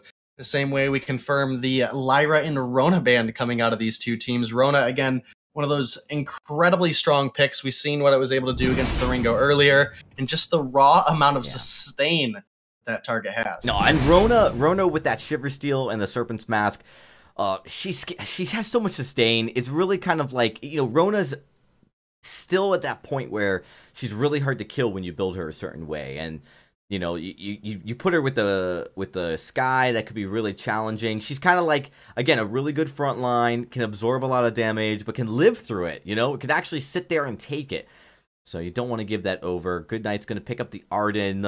And that's the 3rd game we've had Arden as well, Denominate. So Arden surprisingly being one of those top support picks here in the start of VISPRO. Yeah, so far, so good for them. And a Grace Varia combination. This is actually a very devastating and potent combination. And, you know, Varia, she's very strong individually with her damage, and then also can pack quite a punch with her ultimate if you're able to bait someone in who's standing a little bit still.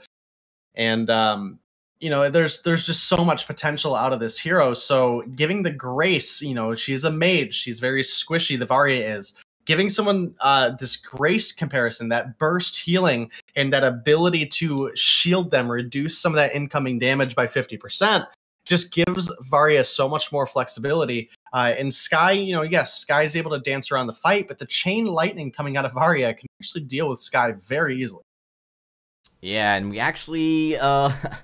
we might need to get this restarted here. We're going to have to restart. It looks like we ran out of time. There is no penalty for running out of time. It's just Not advised, but looks like there might have been a bug actually just with the draft client, so we're going to actually get through these first picks here very quickly. Yeah, looks like it.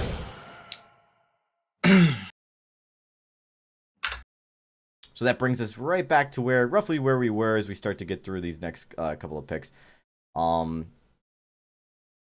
We obviously saw Arden and Grace picked. We'll see, when we talk about what goes well with the Varia, I mean, Varia is going to be that hyper carry in the lane.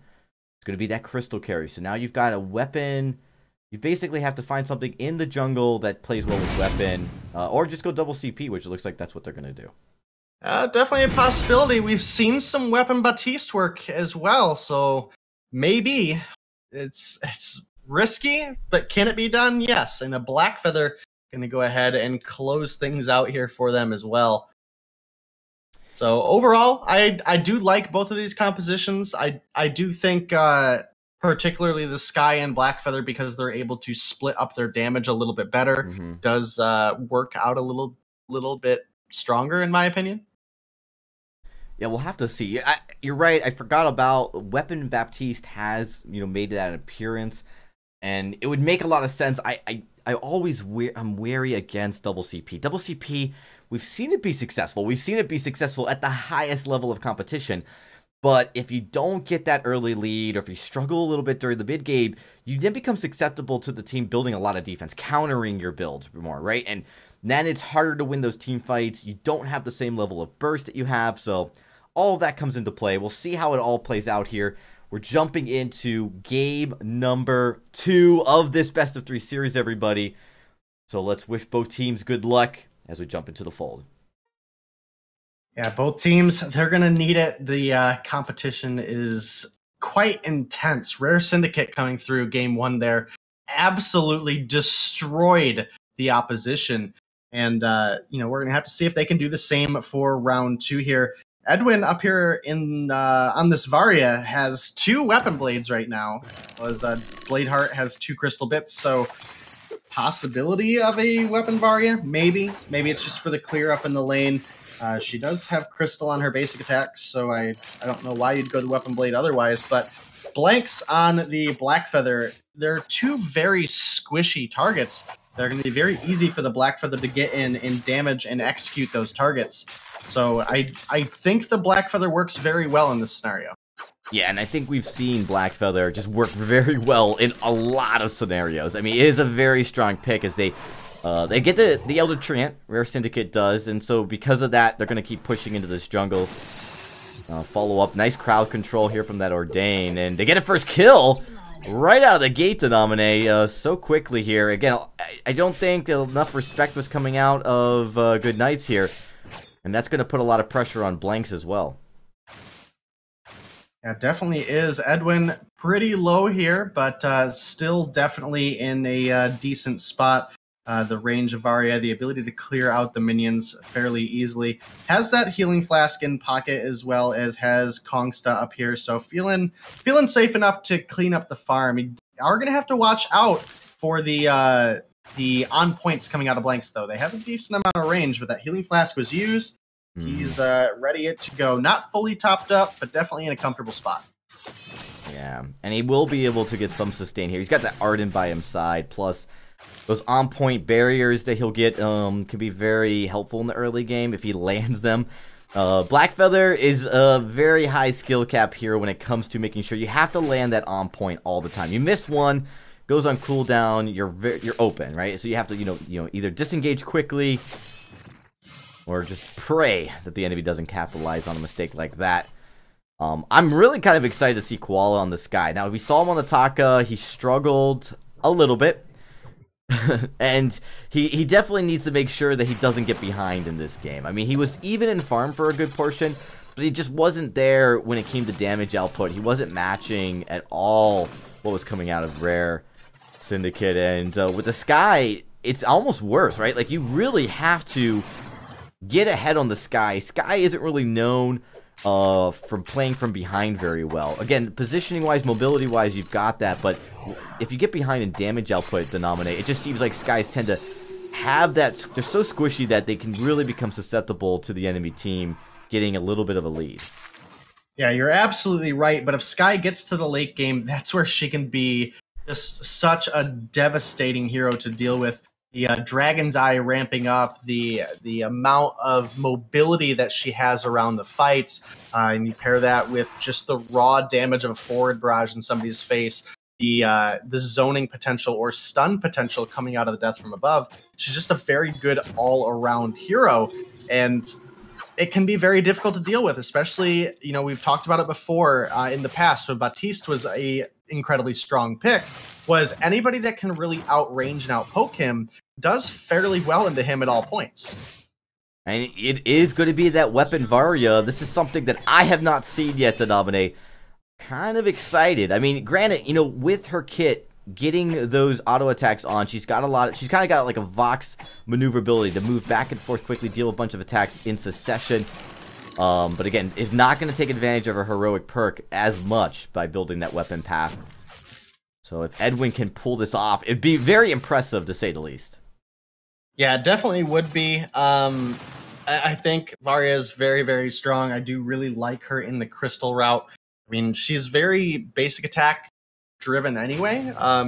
So maybe the weapon route can work here. I personally haven't played against it. Maybe it's something that it's just big and I don't know about it. It could be something that nobody knows about just yet. Baptiste here. So with Baptiste going crystal, you kind of have to expect that clockwork. You have to expect the Dragon's Eye. You have to expect really this Baptiste really just kind of being that crowd control menace that he is.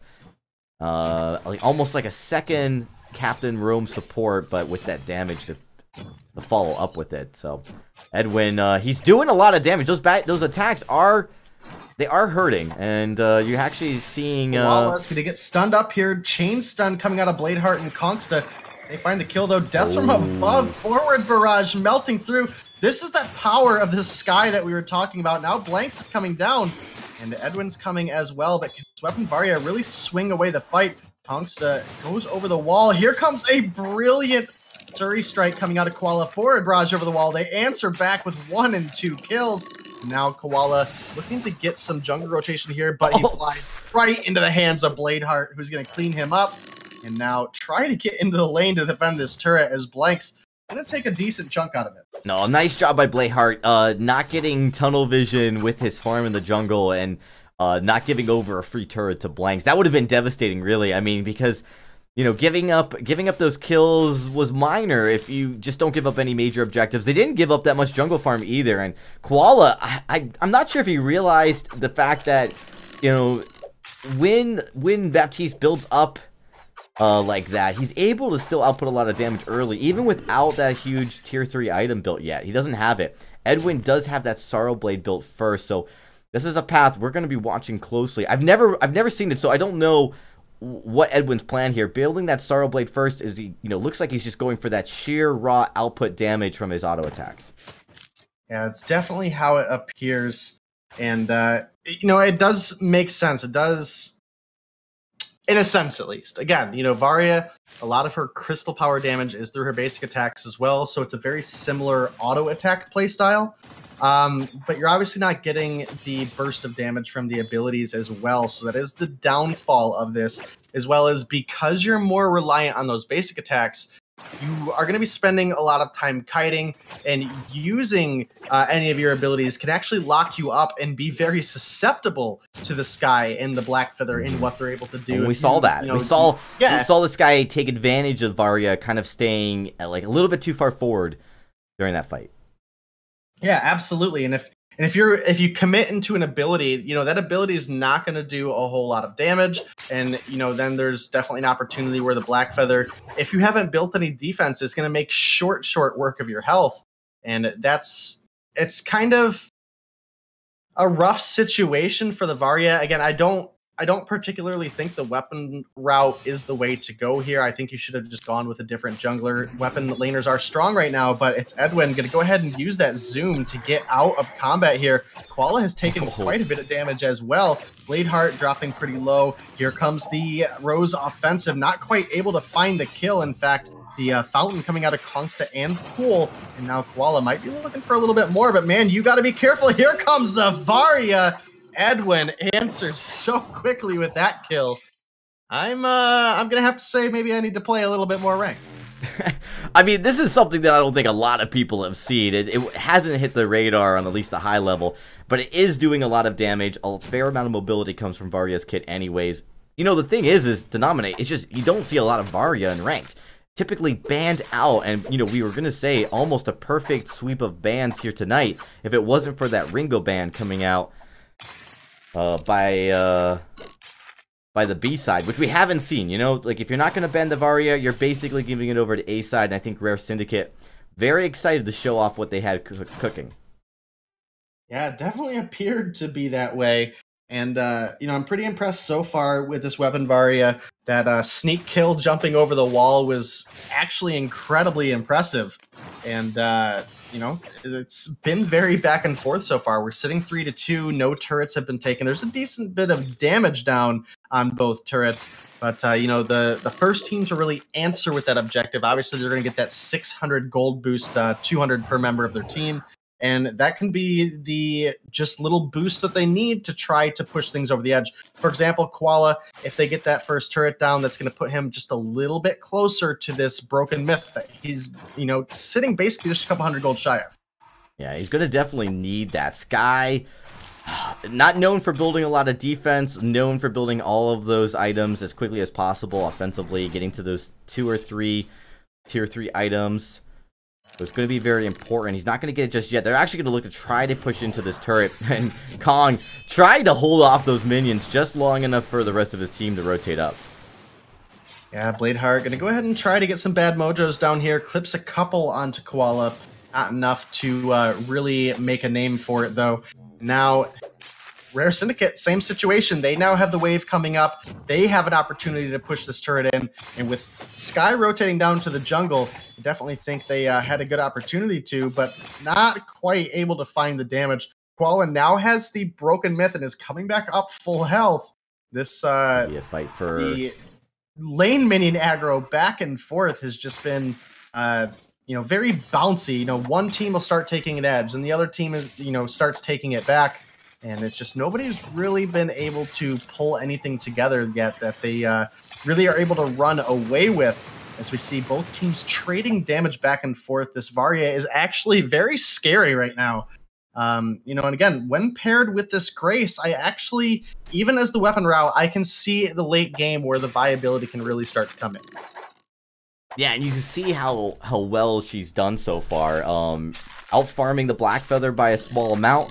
It's made a big difference, though, because you already got that breaking point in Starblade, and she's building to that third tier 3 item. Going to be there in a few minutes, and, you know, that's where I'm curious to see that power spike. You know, early on, you're maybe at a handicap by building the weapon route because you're not scaling as evenly as the kit maybe allows you, but once you get to late game, I don't think that scaling impacts you as much. I think that you know, have enough items to outdo any handicap you maybe place on yourself by not taking advantage of that heroic perk.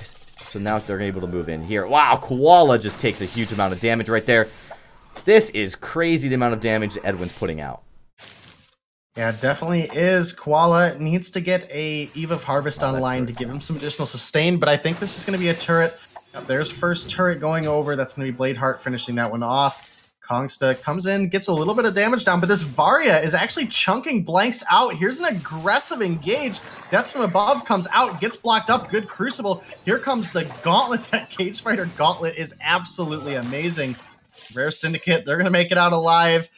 And, you know, they're going to look to keep the aggression up at this point. Good Knights, they have to run back. They don't have the health to contest this. That's a second objective now going over, and that's why they didn't need to contest it. Koala just got 2-shot by this Varia. Well, no defense. And, I mean, Sky is not going to have defense, but staying that close, knowing the turret was going to go down, and all 3 members of Rare Syndicate are there to follow up the damage. Just not what you wanted to do. Blanks is full health here. He could try to get on a good on point. Might do the trick. Goes in with a Rose offensive. Oh my goodness. What a play by Edwin. Yeah, great play by Edwin. They take down Pool. They take down Blanks. It's not an ace, but they do stagger the death timers quite substantially here. Sky is now up, but not healthy enough really to... Edwin's not healthy enough to try to make a fight here. One good Suri strike could potentially put him under.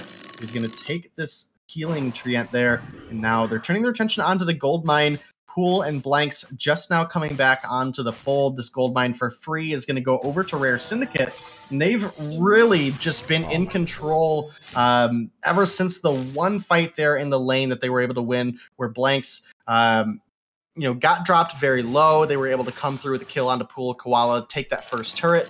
They pushed more aggression after that fight. Were able to find a second turret. And now with that boost of gold, they're now 3,500 in the lead. And they can really start to just continue to be more and more aggressive. This Varia Sorrowblade, Breaking Point, Tornado Trigger going into more crit as Kongsta comes on in. Edwin has taken a lot of damage. Blanks is actually onto Varia this fight. This is a good opportunity. They find one, and now Sky onto Kongsta, Blanks onto Kongsta. They're going to find a kill there. Varia a little too far, got a little too close to the Black Feather and got punished for it. Almost found the kill, Dragon. Yeah, he almost did, yeah, and it's super risky here. Great job by Good Knights. They're going to get the turret, obviously, and probably follow up. I know they're going to want to follow up here on Bladeheart, but he should be able to keep them back. That's one thing Baptiste is good at, is just keeping people at bay with that Ardain and Bad Mojo. I was just going to comment right before that fight, by the way. Someone needs to go clip that Varia play that Edwin had, where he jumped over the bush wall over the back of that fight to get out of the Rose offensive damage and then to come right back over. That was incredible, but right there, again, overstaying. They're down in the jungle. They're absolutely exposed. They don't have vision. They don't see Good Knights coming down. They leave themselves open. Varia doing a lot of damage, but you can see just that reflex block. Not really able to survive these fights long enough. And again, a lot of this is reflexes. You catch them by surprise, you're not going to get that heal coming out from Gwen fast enough. You're not going to get all of the things that keep Varia alive. And Sky, very good at making you pay for a mistake like that, a positional mistake. Yeah, absolutely. And now another fight's breaking out. Kongsta's come a little too far in. Koala's building up 6-7 stacks already. The damage is through. Edwin, can you find the kill? A good fear coming out of Bladeheart is going to help them lock that one down. Edwin's going to find another kill. Oh my goodness, that damage. Bladeheart, take it down. 1, 2, 3. That's an ace for Rare Syndicate. Yeah, I mean, this is a lot of weapon damage. If everyone that's watching, granted, it is a 4-item Varia, any 4-item weapon damage dealer like this, but the mobility that she has. So when you watch these fights, she gets out of these fights, especially if you're not surprised. Like if they've got a good indication, if you've got Grace frontlining for you, even if Sky gets to the back line, it's too late. Edwin's able to reposition, get away from some of those forward barrages, dodge one of the forward barrages, you're able to put on 2 or 3 auto attacks. That's enough to take the Koala way down in health, take Koala out of the fight. With Sky out, Black Feather, mobile as he is, he's not able to do the damage. And so he's staying in the fight when he really should probably just get out of there.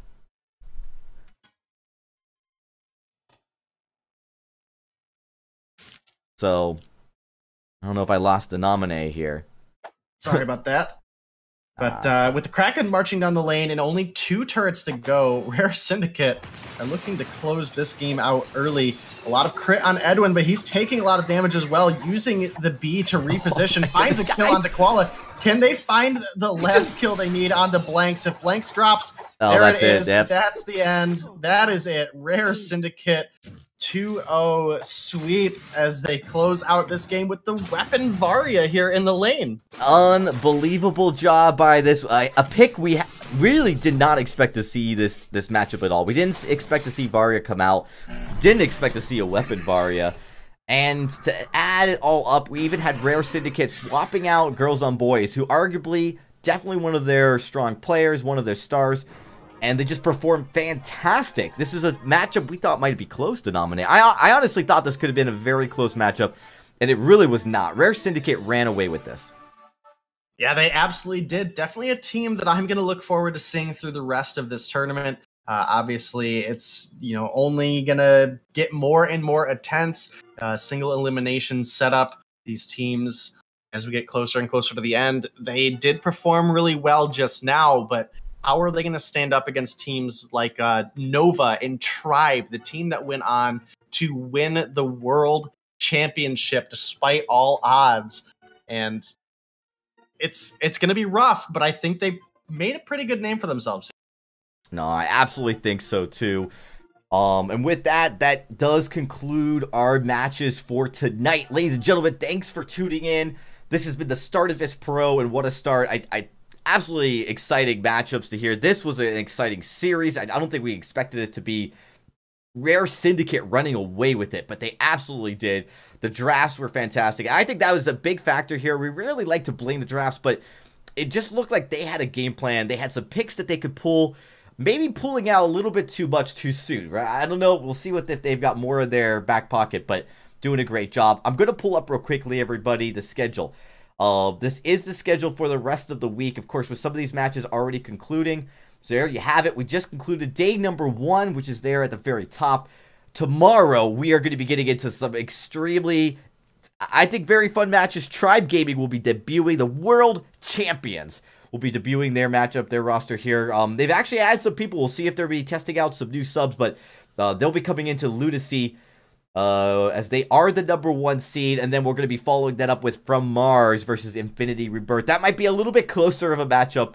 Very exciting. The rest of the week is as exciting as that. Nova will be, actually, it's not the Comedians. That is not the correct graphic. It's been updated since then. It's actually Celsior Esports, as Comedians did unfortunately have to drop out, and we had a team ready to backfill to replace them. Jimmy Fan Club versus Echo Fox, which is actually going to be a surprising one to nominate, because that matchup, that Jimmy Fan Club, it has a stacked roster here. We're talking about, I believe, Grasscood. I think that's also Lightning T's team, the Jimmy Fan Club. So going to want to keep that eye on that as they go up against Echo Fox, who has a strong roster, but's really struggled to really, find their rhythm in the competitive play. Yeah, absolutely. And, it was exciting to be here with you, Dragon. I think you guys get Sean Ostino for the next broadcast, so that'll be fun. I'll definitely listen in on that, and I'll see you guys next time. Oh, thanks so much, guys. Thanks, everybody, for tuning in. Again, make sure you hit the follow button and follow us either on Twitch, Mob Crush, or YouTube here for the streams. We'll be back every single day this week until Friday, as we'll conclude the round of 16 Friday evening. Until then, guys, good night, everybody.